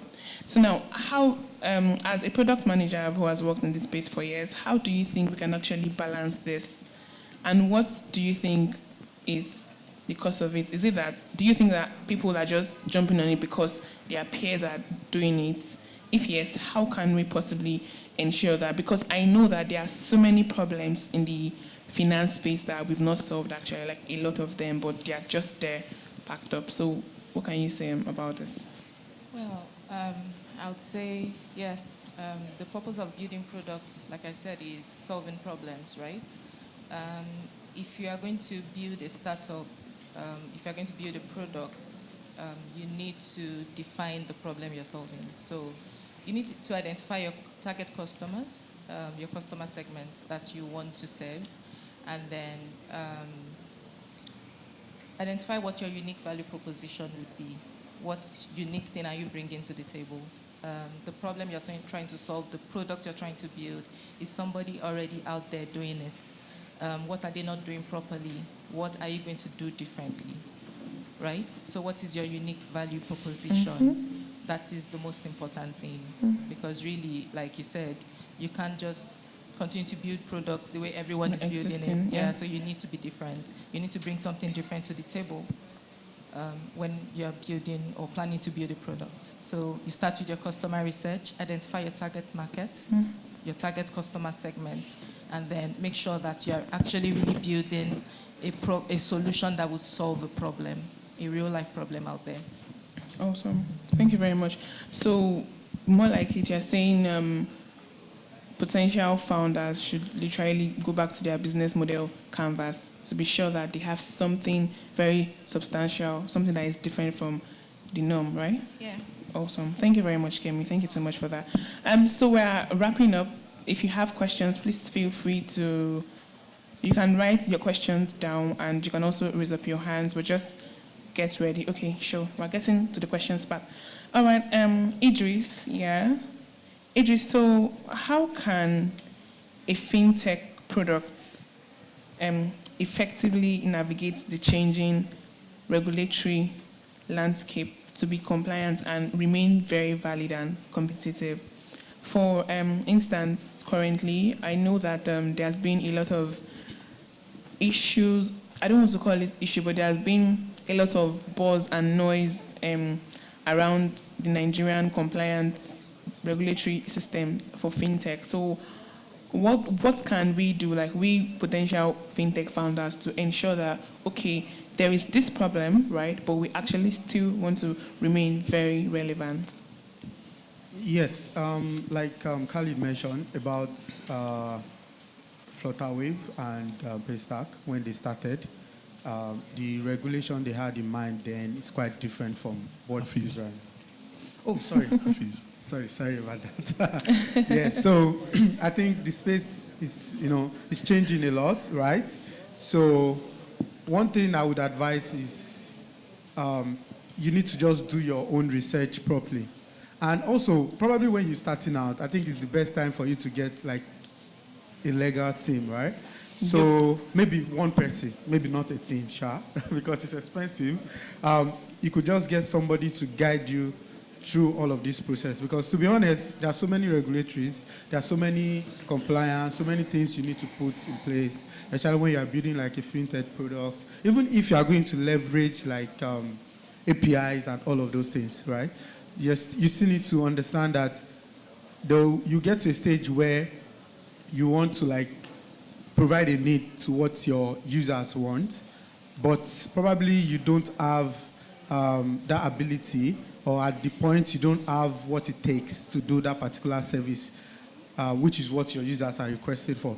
But the good thing is that if you have like a legal person on your team, starting out from the scratch, like this is not when probably you start running into a couple of issues and you now start running about looking for somebody to help. But having someone that you can have like maybe bi-weekly interaction or monthly to tell them how it's going, what you're working on, and your next move, so they could advise what you need to do if there are specific compliance that you need to be sure your products stick to, then they could advise legally, right? So it's, if you're building a fintech product, you need to know that regulatories, all of those things is number one, like priority. Just forget about the technology. Forget about the problem you are solving, because at some point, you can grow as, very big, you have a large user base, and then compliance will call for you, like, okay, we are here. Then at that point, we are not talking about users. We are not talking about building the best full-stack JavaScript application or Solidity or whatever. We're talking about regulatories, like, what are you doing to handle that? People that will come after you. Yeah. If you're not compliant. Exactly. All right. Thank you very much for that, Idris. Okay, we have Afis. Afis, currently, in as much as there's fintech buzz everywhere, you know that there are still some areas where these solutions they've not even got into, right? You know, right? Yeah. And most persons that are currently building, everybody's building, they literally want to build because they feel like there's money there, so they want to cash out very quickly. Yes. So, yeah. So for we that are seated here, what do you think? Because I really feel like that there is a gap in those places. So what do you think? What can we do? That's for we that are just about to get started building these solutions. So do you think it would be wise to go to such places and tap from there to like build solutions for them, or we should just continue dragging with the top guys? Okay. I don't like giving opinions because someone can take it to the bank and when it fails they'll come and drag me to say but I don't think I look at it that way. So I think first of all, I don't think some people might start a company to cash out in quotes, but I feel a lot of people when they start out they see a real problem that they're trying to solve. So I use this guy's service. I can see it's not fitting my need. I've complained, they are not doing it. I know how to write code. My friend here knows how to write code. We'll cook something up in 1 weekend, 2 weekends, and try and see if we can do it better than. That's how I feel a lot of people come into this fintech space in quotes. Nigeria is really a poor country, that's the honest truth. So you can say you want to create a solution, you want to do this, do that, but at the end of the day, if you're not making an impact is important, but at the same time, it costs to pay server fee. Hosting your application is not free. Paying developers is not free, so there has to be a balance. So I think a lot of people go in to solve problems, but you need to make money too. There's also been the buzz of banking the unbanked and serving the underserved people. Yeah. But when you look at it, the most popular type of transaction that happens on agency banking is cash out. You can't. Sure. People that are using cash out is using a card to do cash out. So it means that a lot of people that are actually enjoying those services are actually bank people because you need a bank to get a card. For what I would say is, I think there are definitely solutions that you can do or you can try to build for people that are not necessarily, that have been overlooked by the typical banking sector that you have today. So, and if you look at them, a lot of them need access to cash. So what do people do? They try to give them loans or try to structure loans around the kind of businesses they do, try to structure repayment plans that are not too, not too negative to them. I would say if you want to start up, to be honest, don't look at it as this part is oversaturated or not. It's what's the problem you're trying to solve. You might be trying to solve problems for people that are in this room. You might be trying to solve problems for people that are selling on the streets. But I think the most important thing is try to improve people's lives by what you're doing. It might be serving the bank, it might be health tech, it might not even necessarily be fintech. So you're saying the sky is very large? for everybody? Yeah, even fintech in Nigeria, we barely scratched the surface. I mean, all of us that are here were claiming we're doing. I mean, everybody reports numbers, but at the end of the day, it's the same people that are in everybody's platform. There are so many people that are not necessarily enjoying the typical services that you would see today. So I think you should open up your mind. So people come, there are companies that come every day, and new ones still spring up. You claim that you see, from a high level, you think you're doing the same thing, but at the end of the day, you see that they're actually improving products that have come before them. So I would say, sky's the limit pretty much. So don't think Interswitch is here. You can't do something similar to Interswitch is doing because Interswitch is there. I think you should look at it from a point of view of, okay, how can I do this thing better? Or how can I... Interswitch can only do so much they are doing because that's what they're focused on. But from your end, you might not necessarily be enjoying the service the way that it was built.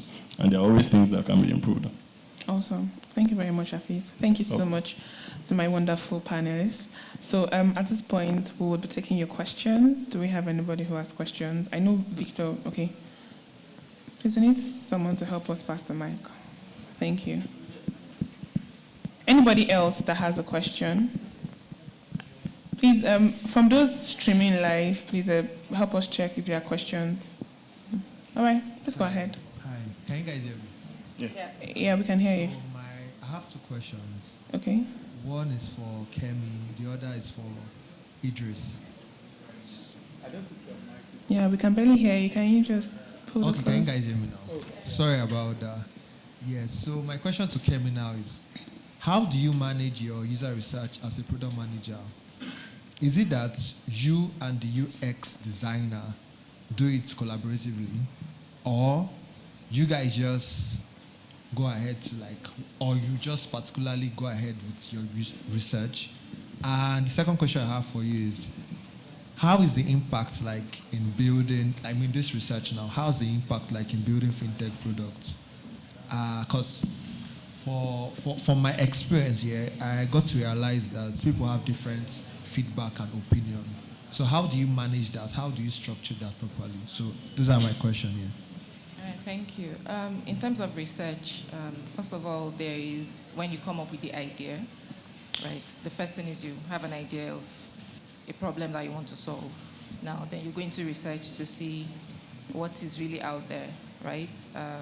Customers give you feedback, you engage customers, you do conduct some interviews, surveys, you get feedback.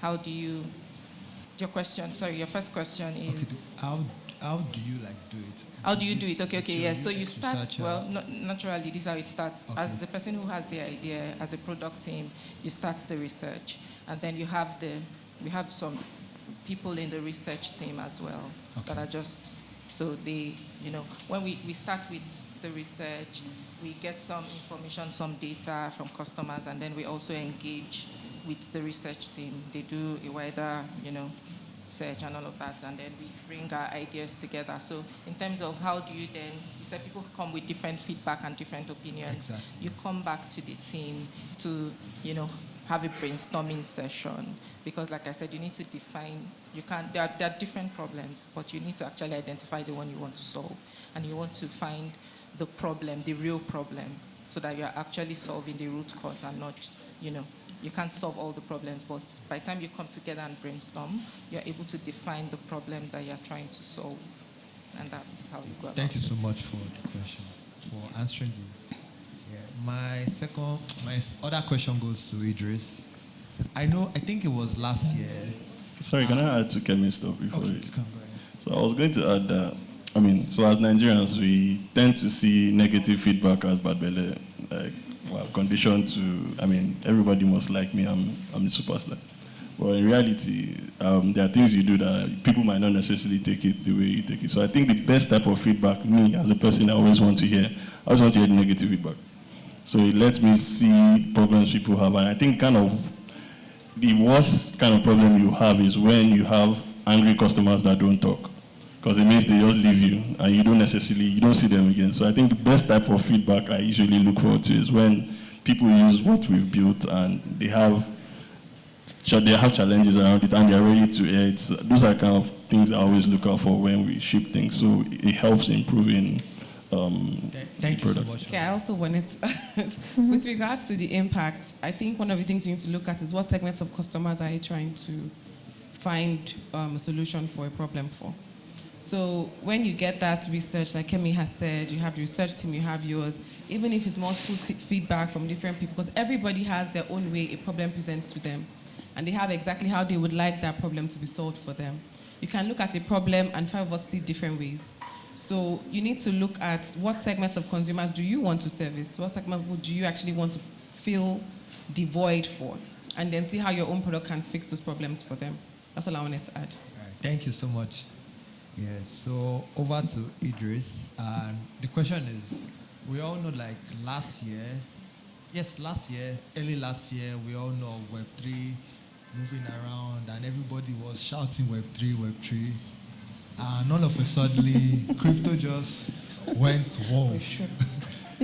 Speaking for experience, because I had a lot of friends that invested, and some people even invested in NFT, and all this just went go like that. And it's really sad, but it goes to my question.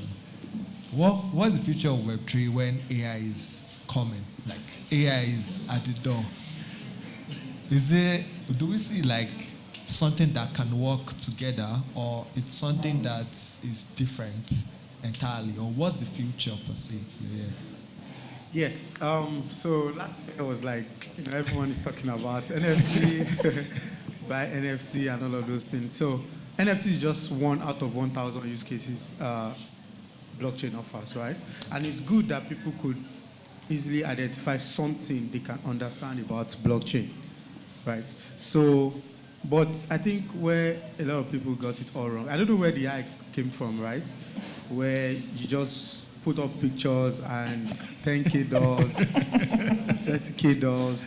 But I think that's just for, depending on how you were able to package your product, right? But for me personally, I don't go through the route of trading or trying to invest and waiting for it to grow, then you cash out. I'm mostly focused on the technology, right? To build things. So I've seen a lot of my friends, they lost a lot of money where they invested and they were, waiting for it to grow, all of a sudden back to zero, right? So anything that has to do with money comes with like a lot of risk. So I think if they could invest in that kind of thing, then it means that they are ready to take the risk, right? So regarding your question about AI and blockchain, I think AI is not going to replace everything generally. The ecosystem that it will affect a lot is probably content. So if you are a content creator, content writer, SEO expert, whatever name you give yourself, just get ready that somebody's there, like a technology is there to kick you out if you don't know how to use the technology. So now, knowing how to use the technology itself, that's AI in this case, would help you even get better. As a content writer, content specialist, SEO, whatsoever, it just makes your life easier. And combining that with blockchain. So blockchain is like a tech where people leverage to build stuff. So using AI now could help you to even, for example, for development purpose, you could debug faster. I use it a lot, right? You can just tell, hey, this code is having an issue. Can you point me to where the error is coming from? And to give you like suggestions. But you need to know what you are doing. Because even the AI right now is still like, there's so many things it's still currently learning. It's not in that very perfect state yet, right? So don't be just like, if it gives you any information, just take it in like that. So it means that this is not within the blockchain space alone, but the tech ecosystem generally. Leveraging AI will 10x your productivity. But AI will kick you out of the job if you don't use it or if you don't have any plan to use it. Then it means that your knowledge or whatever thing you think you know at some point will be obsolete and you won't find like things to leverage on to quickly do things, right? But if you know how to do prompt engineering, like asking, prompt engineering, it's like a lot of ways. For example, if you are I'm always talking about development, right? So there are some things that you need to pass in if you really want to get actual results. For example, if I want to ask AI to debug a particular code for me, there are things that I need to pass into parentheses just to highlight what I'm looking at, and then there are ways for me to supply data to it before I get a response. I don't just ask blindly. I kind of copy all my code, give it to it, give it like as a data to read through, and it gives me feedback, and I can now go ahead and ask questions, right? So, but for it replacing blockchain, no, you can say AI and blockchain. Not just blockchain, but other ecosystem, Web2, maybe fintech, healthcare, or whatever. Leveraging AI will just change everything, and just to make your work faster. As a developer, as a end user, or as a product person, designer, or whatever. Thank you so much. Yeah, you're welcome. Awesome. Thank you very much for that. Do we have any other question? I don't think. Okay, we have a question. So we'll just take this last question and we're done. Yeah.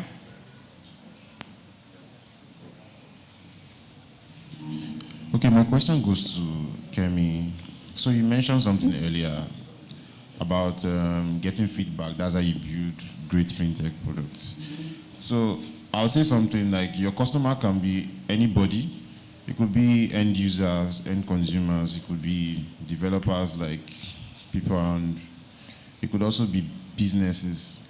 And so I feel like there's a gap within most fintech. For instance, you have the B2C fintech, where probably you want to get user feedback from, maybe directly from the app. You can just ask them what they feel like when they're using the app. But then when you come to like B2C companies, and there are lots of them in fintech, B2B rather, sorry, B2B. And there are lots of them in fintech, I feel getting feedback becomes more complex, if you ask me. So one thing I always believe is maybe having something like a developer experience professional in your team, someone like a professional technical writer, for instance, that would go through several iterations and get feedback and improve on documentation. That way developers like me will sit down and get to use a product in the simplest way possible. So I want to know your opinion on that. Do fintech companies really care about documentation, especially the B2B ones that require technical persons like me to use their product effectively? Or should I just run away to an already established product like maybe Stripe, where I know they have great documentation and there are many tutorials surrounding it, and I can do any complex thing I want, like no limits for me. But if I'm onboarding on a new product from, say, your company, how good enough will I feel using it? How easy it is? And this is where I feel documentation comes in. So what's your thought on that? In Interswitch, we're also very big on documentation, right? Making it simple and easy to understand for developers, right? You mentioned technical writers, so yes, we engage technical writers as well. But then again, what we constantly and continually do is to ensure that we improve on this documentation. Like we mentioned feedback. We also get feedback from developers that are interacting with these API documentations today, and we use that to improve. We mentioned that we have a developer community. We also get reviews and feedback from them. So we are very interested in the success of our business partners as well, not just the consumers. So if you're a business owner or a developer who, when you say products now, I think you're referring to API products, right? And yeah, so we're very big on that. We had a documentation portal before. We upgraded to a new one just because we wanted to simplify it and make it easy. You know, we have SDKs, code API references, and the likes that just makes it easy for, you know, developers to easily integrate. So we keep, and we are continually improving. So here's the general feedback. Someone was asking earlier, how do we feel about the Interswitch documentation? I kept quiet, but I'll say something here. One, when a developer goes into a documentation portal, the first thing it goes is not the API reference. Of course, it's the first thing it goes is not just the documentation. It goes to what I call a quick start. Okay, where he can get a summary of everything with examples and run away with it.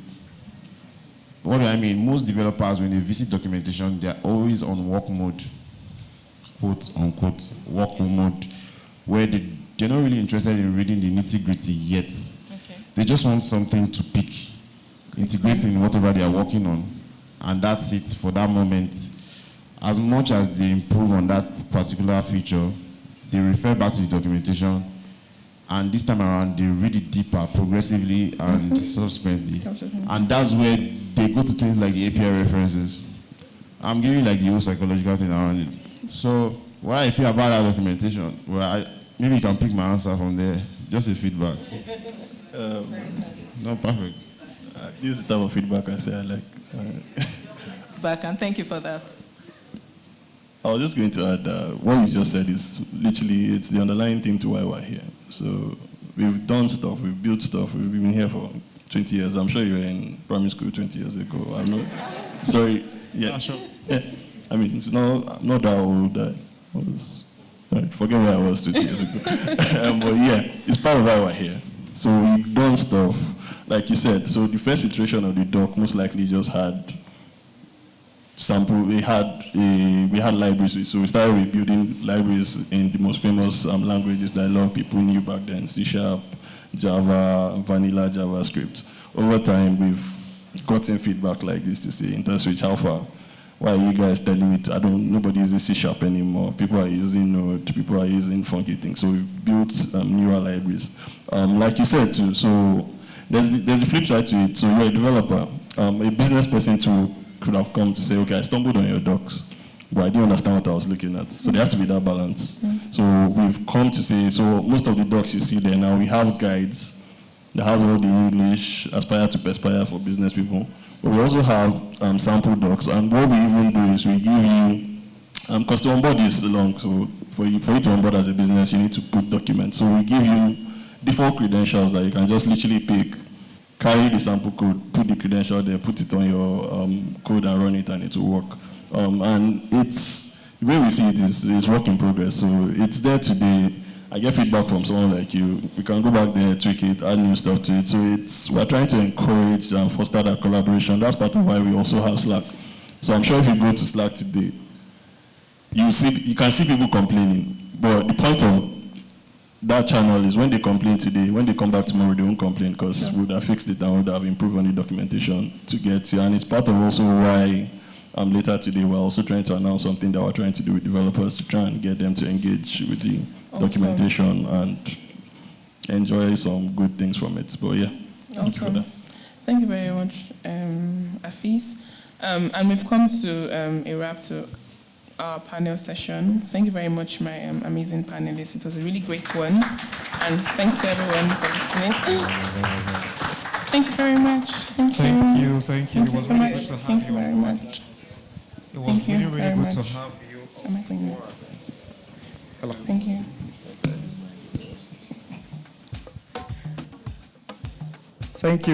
Thank you so much. I guess we've been able to actually pass value to everyone. It was well distilled, I guess. But if we have further questions, we would have everyone still very much available right behind. So after the whole session, you could just meet up with them one-on-one and then speak to them and engage them further. I'm sure they will be glad to actually welcome questions and all. One very last thing that we're looking at actually doing before we call it a wrap for today would be the games session. And Elizabeth should please come on board to handle this. It's going to be a very interesting one. We promise to have that done, engage everybody as well, and just sit back and, enjoy it. Also, I would like to acknowledge our online audience for today. You've been really fantastic. You've been really patient to actually, listen to us.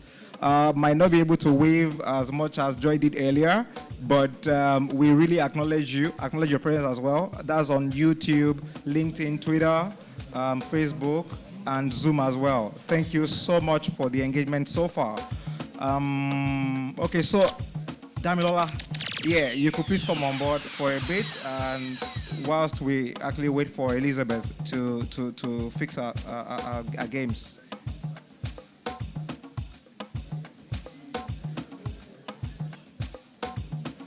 Hope we've been having fun. I hope we've been having fun, yeah? I like that. Thank you. So, okay, I'll leave the floor for the game guys to do their things now. So sit back and enjoy whilst I come back. Hello, everyone. Hi, people. I have my mic. Thank you. Okay, so this is the part where we are actually going to have fun. So please pick up your phones and go to menti.com, Abby? Yeah. Sorry, menti.io or menti.com, menti.com. So I feel like for this game, people that would win are people that use our products normally. 3 players ready for menti.com, then the code is 75759408, menti.com, C-O-M, then the code is 75759408.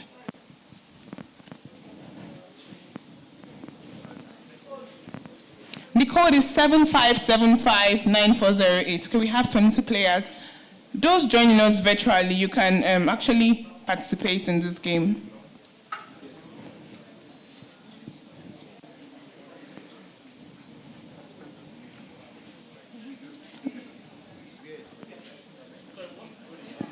The code is 75759408.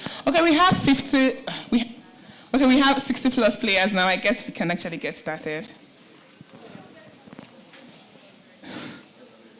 Okay.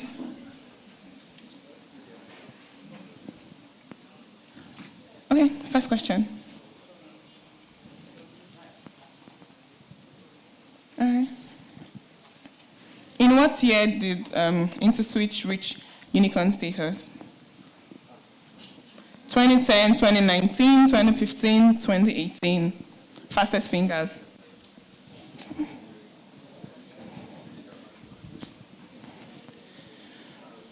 6, 5, 4, 3, 2, 1. 2019. Who got that right?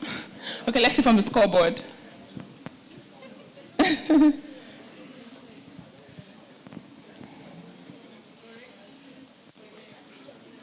Okay, the scoreboard, please.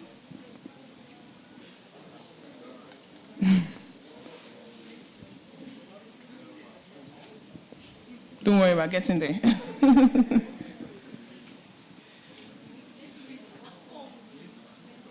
Are we having...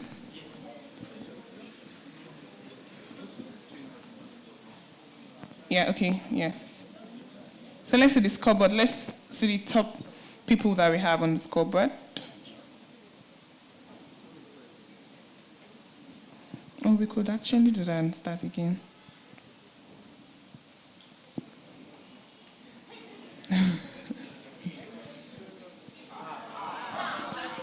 Please, we're having fun. Don't kill our vibe and our mood right now. DJ, can you give us music while? Thank you. So while this is going on, please take cute selfies using the hashtag, okay, IDC DCS23. So we have Desmond. Who is Desmond? Hi, Desmond. Okay, so let's see if Desmond would continue topping the game. All right, next question, please.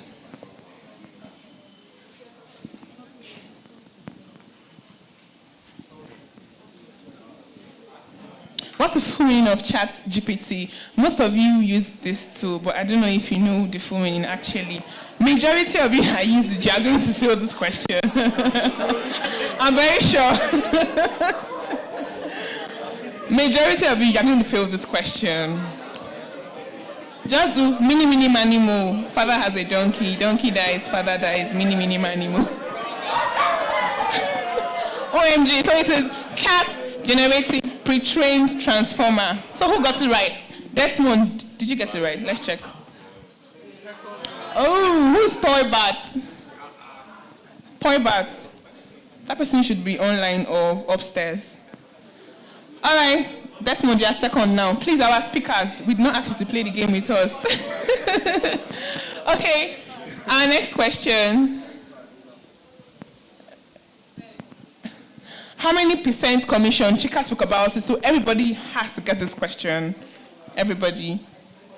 When you refer Interswitch Payments Gateway, is it 4% for 5 years? Is it 5% for 5 years or 6% for 6 years? Okay. Nobody voted. Okay. Yay. Some persons actually failed the question. Maybe latecomers. All right. Toybats, if you are upstairs, please come downstairs. Online. Online. Oh, wow. Nice. Oh, Desmond. Oh, Desmond. Okay. Okay, so next. All right, next person. Next question. Interswitch API platform offers an API reference, true or false? This is for people who use our product. You should actually know this very simple question. It's not difficult at all.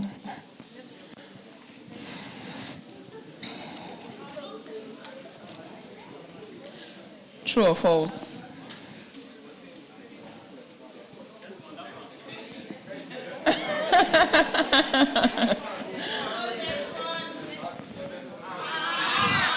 Desmond! Okay, we have Desmond again.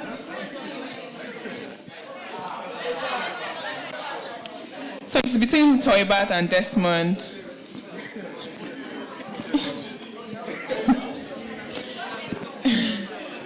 So this is the very last question, and the battle line is, oh, we're done. Okay, no, we're not. Yeah, so the battle line has been drawn between Desmond and Toybat. Let's see who the man and the champion is. DJ, please get ready to play the song Champion for us once the winner comes up. Thank you. Oh, let's do this too.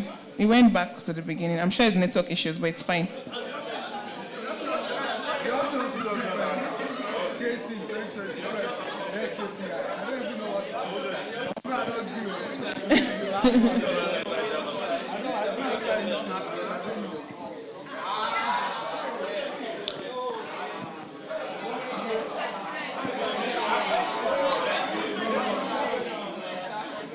So Toybat was the initial winner. Oh.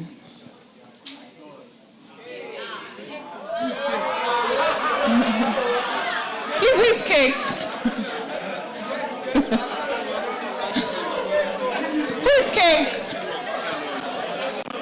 Who's cake, please? Okay. Okay. Calm down. You said? Yes, the last question, but who is cake actually? Like, you just came from nowhere and...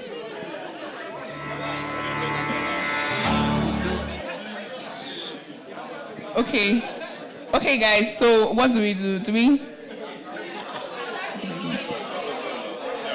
Okay, let's start again. Okay.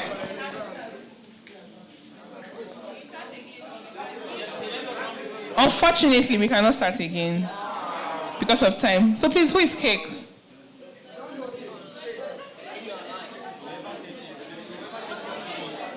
Yes. Okay. Okay, and for the second, so we have cake, we have Toybat, and we have Desmond. Please, can you come out? Please clap for them. Desmond, yeah, sure. Oh, okay, she's connecting. Please clap for him. DJ. Keep clapping now. At least he won like 3 times. Nothing less. Lead me to my destiny. I have waited patiently. I have vision, oh I believe.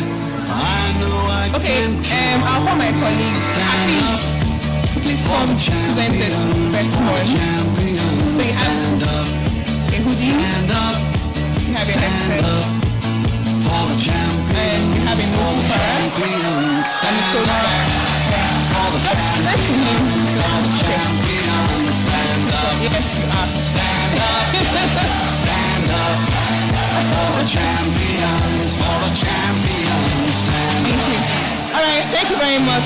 So about to reach out. Hi, Dami. Over to you. It's getting close. Thank you very much for having me. It's just life, that's how it is. Hello, everyone. Yeah, my name is Dami, and I'll be anchoring the next game session. Desmond, well done. I'm just saying hi. All right. The next game session we'll be playing is something quite familiar, and it's going to be a charade. And judging from the arrangement, I would have said this should be Team A and this Team B. Do we agree?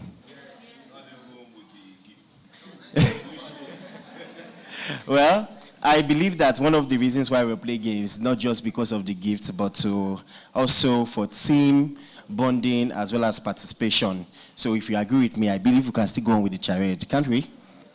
All right. And so I would believe Team A and Team B, can we have two representatives each from Team A and Team B? Team A and Team B. You can volunteer, I mean. Oh, okay, what's the game about? Okay, some of us don't know about the game. All right, so charade is a game where you're going to pick out of some paper pieces, and written in those papers are words relating to software engineering, relating to programming. So what you have to do is, to your team members, you are going to describe the word in that paper. You are going to describe the word in that paper without saying a word. Once you say a word, you are disqualified. Do we understand? So for instance, if I have on the paper, and it says something like speaker, I can just and if you give an hint or something related or a word that the team will actually give suggestion. So if you give an hint or something that is related, I would tell you, see, keep that. That means it is good. This is rephrase that particular answer to get the exact word that I'm trying to communicate with you. Do we understand? But once it is wrong, I will just tell you, I will just shake my head. I don't have to say no. Do you understand? So that's how the game goes. Do we have representatives? Oh, you want to volunteer? Please feel free. Our time is running out already. Desmond, you want to volunteer? Oh, see, people, you better fear Desmond, though. I fear we no fear Desmond. I mean, put your hands together. Yeah, two actually, so that they can communicate with each other as a representative of the group.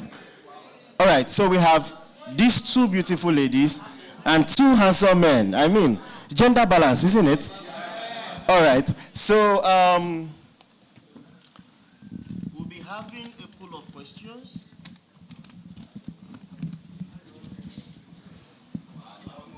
Where do we start from? Team A, right? Should we start with Team A or Team B? Team A. All right, ladies first, like they say, right? All right, so we have pick just one. So between yourself, you see the word and you know how to describe it to them all to tell you what word is in there. Yes, you're together. You're together. You are the one to give the answers, yes. All they need to do is just to describe. They just need to describe what word is in that piece of paper. Yes. And it has to be a word definitely they know. Sorry, we need a timer. A timer. See, because we need a timer, we are going to do, don't worry, I have to take that back. The question hard, Abby? All right. Can we have a timer? We are giving them 10 seconds each. 10 seconds is a lot now. 30 seconds. No, 10 seconds is too much. 15 seconds is okay. 15 seconds for them to describe everything. 15 seconds. Okay, let's make it 20. Can we have 20 seconds timer, please? All right, so you have to pick another one. Once they pick, you start. Oh, no. Okay, don't start yet. Have you seen it? Open it now. Yes, start now.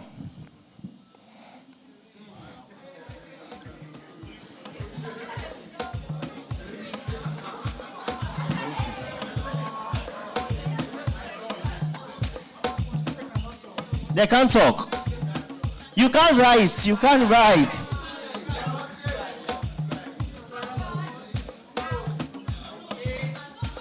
You are still giving.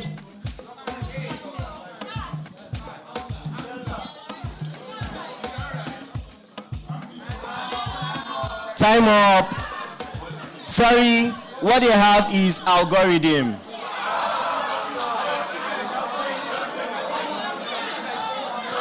So, they couldn't describe algorithm. All right, team B, just pick one.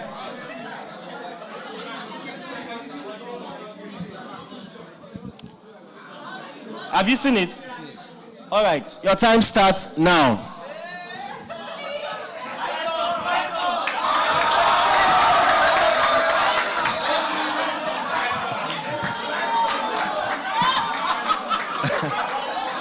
So we have 5 points for team B. Team A, are you ready? Are you ready, team A? Are you ready to go now? Oh yeah, oh.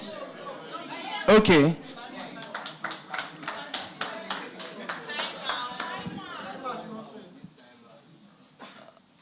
All right, timer.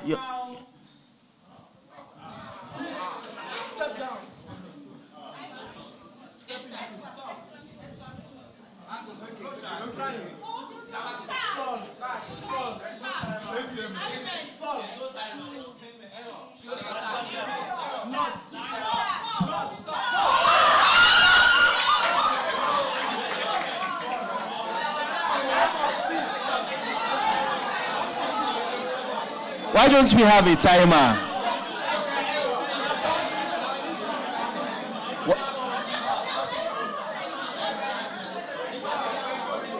Can we have anybody volunteer for the timer, please?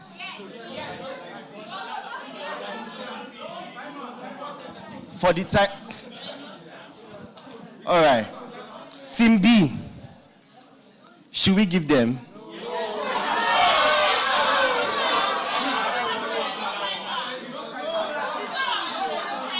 Huh? I know it's not your fault that there was no timer. Were you really timing them? You have coming from them and you say you are timing them.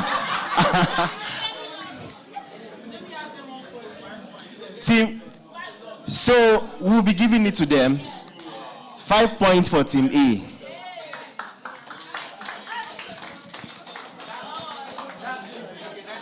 Because there was no timer, Abi, which is our own fault. So,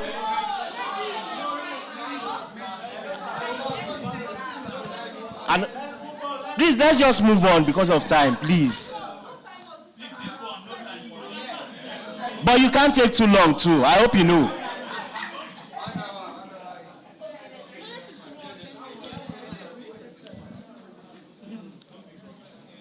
It's just that Nigeria, But they didn't take time, but it's fine. I'm not taking sides.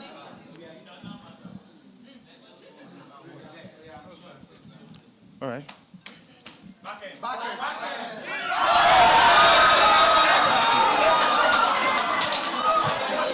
So it's not really about the timer thing. When you are good, Abi. But then, so we have 10 points for team B and 5 points for team A.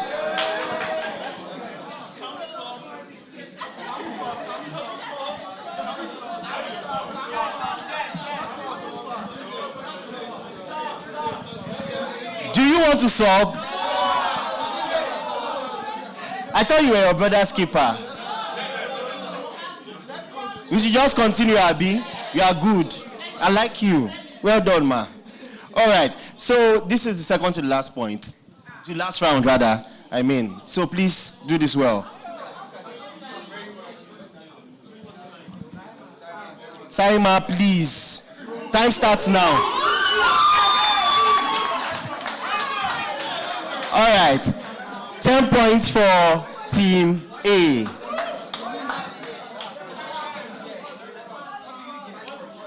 Loop, it was loop. Time starts now.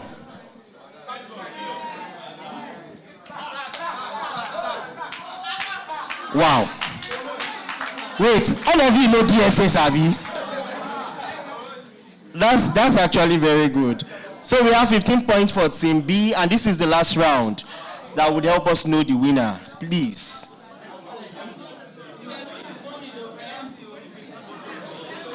Okay, just one. All right, time starts now.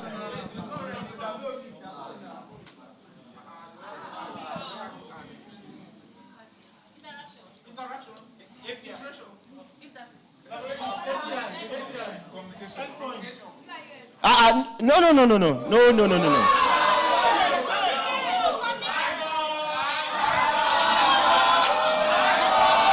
you can't do that. You can't interact with her physically. But notwithstanding, you guys not get it because what I have here is buy now, pay later.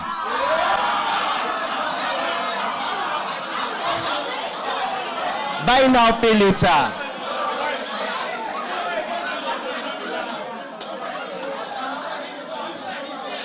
Time starts now for Team B.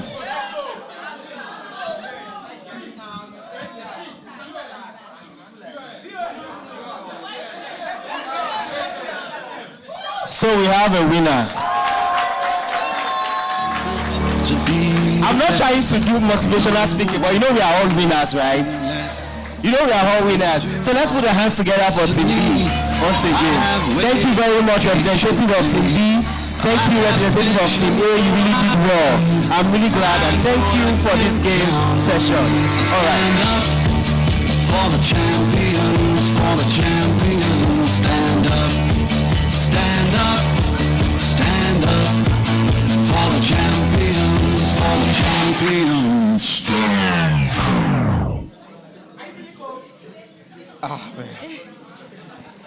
Just so you know, I'm a member of Team B. Oh, really? Yeah. Already? I think we should go another round, really. We should go another round now. No, don't worry. We won effortlessly. That's fine, really. I mean, it's really good to see everybody being excited, you know, and also being carried along. I mean, across board, we've had like some few hours of, you know, excellence so far. And I just really want to hope that we've been able to actually pass value across the room. And interestingly, like I said earlier, I mean, when you mentioned, I will still reiterate that again, when you mentioned that, you know, it's quite expensive, you know, to be a developer. However, we're all in this room, you know, with so much, you know, so much money. We're all liquid. And now here today, you have had speakers, you know, come on stage from time to time to give us value. And then those values, you can actually translate them to what? Money. To money outrightly. Cash. Where is the money really? The money is right here. We've given you everything you need to be able to actually, you know, soar and then achieve a lot. Yeah, I don't know if Joy would have something to say before I actually round up. I think you've said it all. So we just want to, we're looking forward to all of the initiatives, the apps, and all the great things that the people here said they want to build. I think I can remember Abel. I can never forget Abel. I think passport money as well. Right. And we also had Damilola that talked about access control. Yeah, right. So yeah, we're looking forward to all of those great stuff that we talked about here today. Just to reiterate again that our API is actually free. And we needed to actually bring that forward, really. And at the same time, I mean, Interswitch as an organization, we're really open to, you know, inclusivity. We are welcome to actually, you know, join us and all that based on what HR has said to you earlier on. And then technology pitching has gone around as well. Yeah. Yes, pretty much. We look forward to a collaboratively goodness basically around, really, across board. Thank you so much for coming on board. I would like to say thank you to the organizer of this particular event. They've done really great work by bringing us into a room to, make us feel really important by giving us value to excel and sail with. And I would implore us not to actually drop that at any point in time. Thank you to my game code. Go my code, yeah, right? Okay, I was struggling with that at some point, yeah. Go my code, yeah. They've been, exactly, really. It could be a flip as well, Thank you, Go my code, for, giving us this space to actually work with.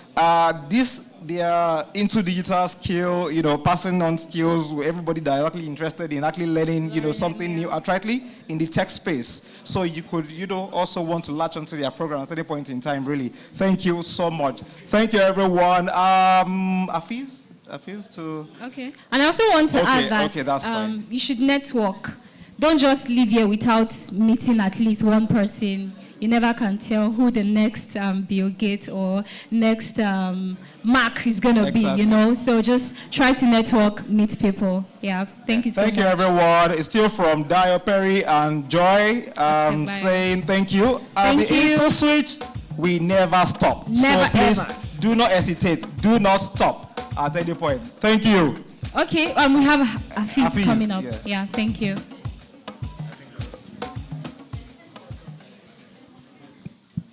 Okay, on behalf of Interswitch, what they just said is our vote of thanks. Sorry, I'm joking. There's just one more thing we wanted to announce. So earlier, apologies, I was eating food when they called me. So, but earlier when we were speaking, we were saying we wanted to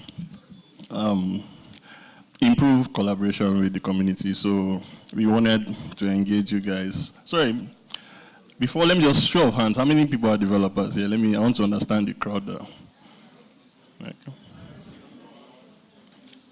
I'm now sad because the first question Demola asked, how many of you have interacted with Interswitch APIs? Most of your hands were down. So if you work in fintech, let me just see your hands up.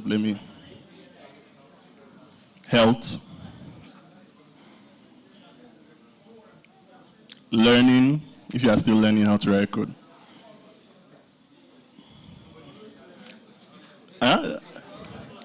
Sorry? What? Okay. Sorry, bro. What kind of company do you work with? What kind of company do you? Self-employed. Well, freelance. Full-time. What kind of business do you guys do? Okay. Agri-tech, okay. That's interesting. Agri-tech, any other agri-tech people? Okay. So what kind of APIs do you guys work with today? You and apart from the fintech people, what kind of things do you guys do on your day-to-day? Can anybody just? I think you said you're not in fintech, Abby. You're learning. Okay. How do you do? So do you you just pick up projects to work on, or you're learning programming languages and stuff? So you typically go online and see sample APIs that you want to play around with, Abby? Sorry? Yeah, sometimes we build ours, but basically, you still have to make the payment gateway. Yeah. Yeah, that's what payment gateway do you usually? If it's not Interswitch, don't answer. Okay. So yeah, we're announcing something we're calling the IDC challenge. This is the first one we're doing. And what we're trying to achieve with that is we have many APIs. We've documented them, we've built sandboxes around them, and we want people to come around, play with it. You might want to use it for your business need, or you might want to use it to learn. So what we're trying to ask is the next time you're trying to test something out, don't go elsewhere, come to us. And the catch to it is there's a prize that we're giving. So it's going to run for 3 months. And what we've done is we've come up with 2 different challenges that addresses different things. So the first one is a collaborative savings community. So a platform that allows people to save. Typically, this means that you can allow people to, say, put in money, so collect money from the customer, so payments in quotes. So you can use payment APIs for this. If you want to do disbursements too, you can also use that. Then there's the second one, which is P2P, and it's mostly transfer. So we have what we call SVA transfer APIs that you can pretty much use to build this out. So the idea is we are going to run this for 3 months, and we want people to use our APIs that are available, use the keys, and if you can come up with this, after 3 months, we are going to judge, and we're going to pick the solution that we think is the best. There's a cash price to this, but apart from that, there's also a more relationship building thing. So we're going to engage you more to see if the product is actually something we feel we can use as Interswitch. Would interact with you to see how we can take that further. But for the cash prize, I don't know, DJ, which song do they play when they are shouting money? Well, yeah, it's just, okay, for now it's 2 million naira. We will put the details on the Slack channel on Tuesday. Sorry? Elizabeth? It's not working. Oh, I think we'll fix that before you leave here. I'll talk to Elizabeth about that. But yeah, just join the Slack. And on Tuesday, since Monday is a public holiday, we would put the details there. So thank you guys for coming. Oh, sorry, okay. Sorry? Please, can I give him the mic? Yeah. You can pick anyone. It's 2 options. Okay, go ahead. Thank you. I want to ask a So you can go back to the previous line. around the 2 challenges. Yeah. You know, most of us there, Yeah. we are startups. Yeah. And this challenge borders around compliance, right? If I'm building my system Yeah. to accept savings, Yeah. it will take me a lot of work to, start integrating savings or transfers into. I don't want to do that because I don't have Exactly. the The licenses or license to do that. Yeah. Okay. Now, if out of curiosity, or I just want to win your 2 million naira, Yeah. I take my time to build this. Yeah. Is there a cover by Interswitch for us that are on your platforms? Like, are you covering us So on the this is, you're using Sandbox APIs, so you're not collecting people's physical So you just cards. No. strictly just Yeah, if the business model or the business thing you've come up with is what we feel that is something that we can actually take to the market, then that's the second leg of the collaboration that I so spoke this is about. just Sandbox. This is Sandbox APIs. No, we're not going to give you keys to collect people's money for It's this. no. okay. Well, it's okay. I believe we'll win this money. Okay, I like your confidence. Any other questions? Okay, yeah. All right, so please, I would like to know if there's specific instructions as to how to get into the challenge. Yeah, that's what I said. So we'll put it on Slack on Tuesday. All right, okay. Yeah. Any other questions?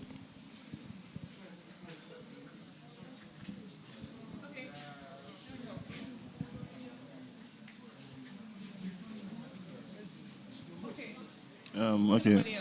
Thanks very much for coming. I think there's item, I don't know what number is food. Item 21. Food. 21, yeah. All right. Thank you, guys.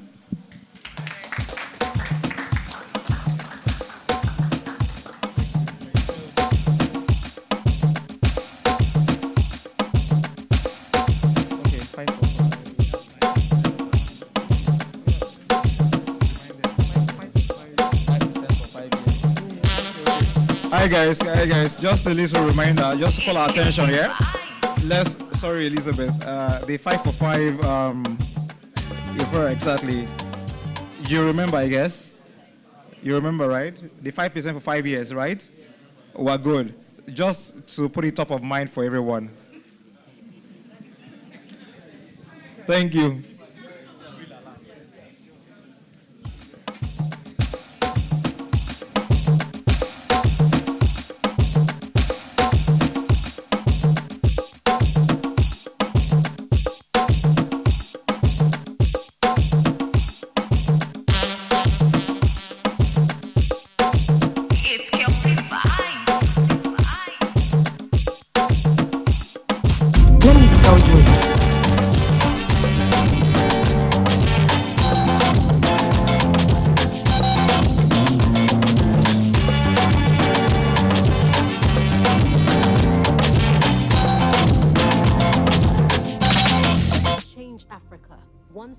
solution one transaction at a time.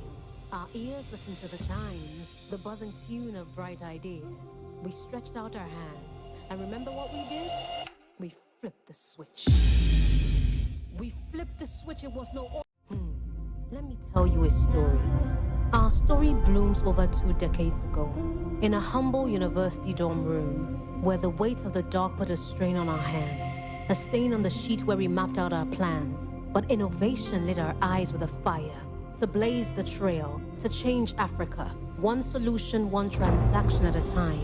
Our ears listened to the chimes, the buzzing tune of bright ideas. We stretched out our hands, and remember what we did? We flipped the switch. We flipped the switch, it was no ordinary motion. It was to herald a new notion. It is a champion's charge, your invitation to stand on our shoulders. It is your time for elevation. So go ahead, flip that switch, build that business, scale that hitch. Africa's future is waiting on us, and what looks like the sky is only the dew. We are on the brink of something new, because at Interswitch, we never stop. So you don't stop.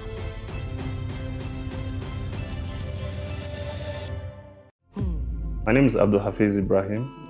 I manage engineering in one of the business lines in Interswitch. We pretty much focus on merchant acquiring, so building acquiring products and also making the life of developers easy by giving them simple to integrate APIs. We actually have a broad range of APIs. So apart from the payment APIs we are known for, so you can, if you want to build products for accepting payments online or in-store using a POS, we have APIs and SDKs for you. If you want to build value-added services, products, for example, bill payments, selling or buying airtime. If you want to build lending products, so you want to build products around credit scoring, there are a whole lot of APIs. It's just what I'm saying, just barely scratches the surface. And the full suite can be seen on our portal. Integration is free, so all our APIs are free to integrate, so we don't charge anything. We've done the platform in a way where we've aggregated documentation and access, so you can just go to one place, learn about products, see use cases, get access keys, integrate and go live by yourself without necessarily having to contact anybody at Interswitch. So we've made everything self-service. My name is Nelson and I work at Grip. Grip is a universal card for all your bank accounts. So you could link all your existing debit cards to our card and you can just carry around only our card to pay and make transactions. The way our system works, we need to be able to process transactions within a certain time limit. And we tried other payment processors. No other one could fulfill that time limit expectation that we had. But then, I remember at Interswitch from the conference that I attended in December, and we decided to give them a try. We hooked up to their APIs, and they were the only one that worked for the use case that we had. So it was a very smooth and straightforward process from beginning to the end of integration. We are mind blown because it met expectations. It exceeded our expectations basically. I would most likely recommend Interswitch.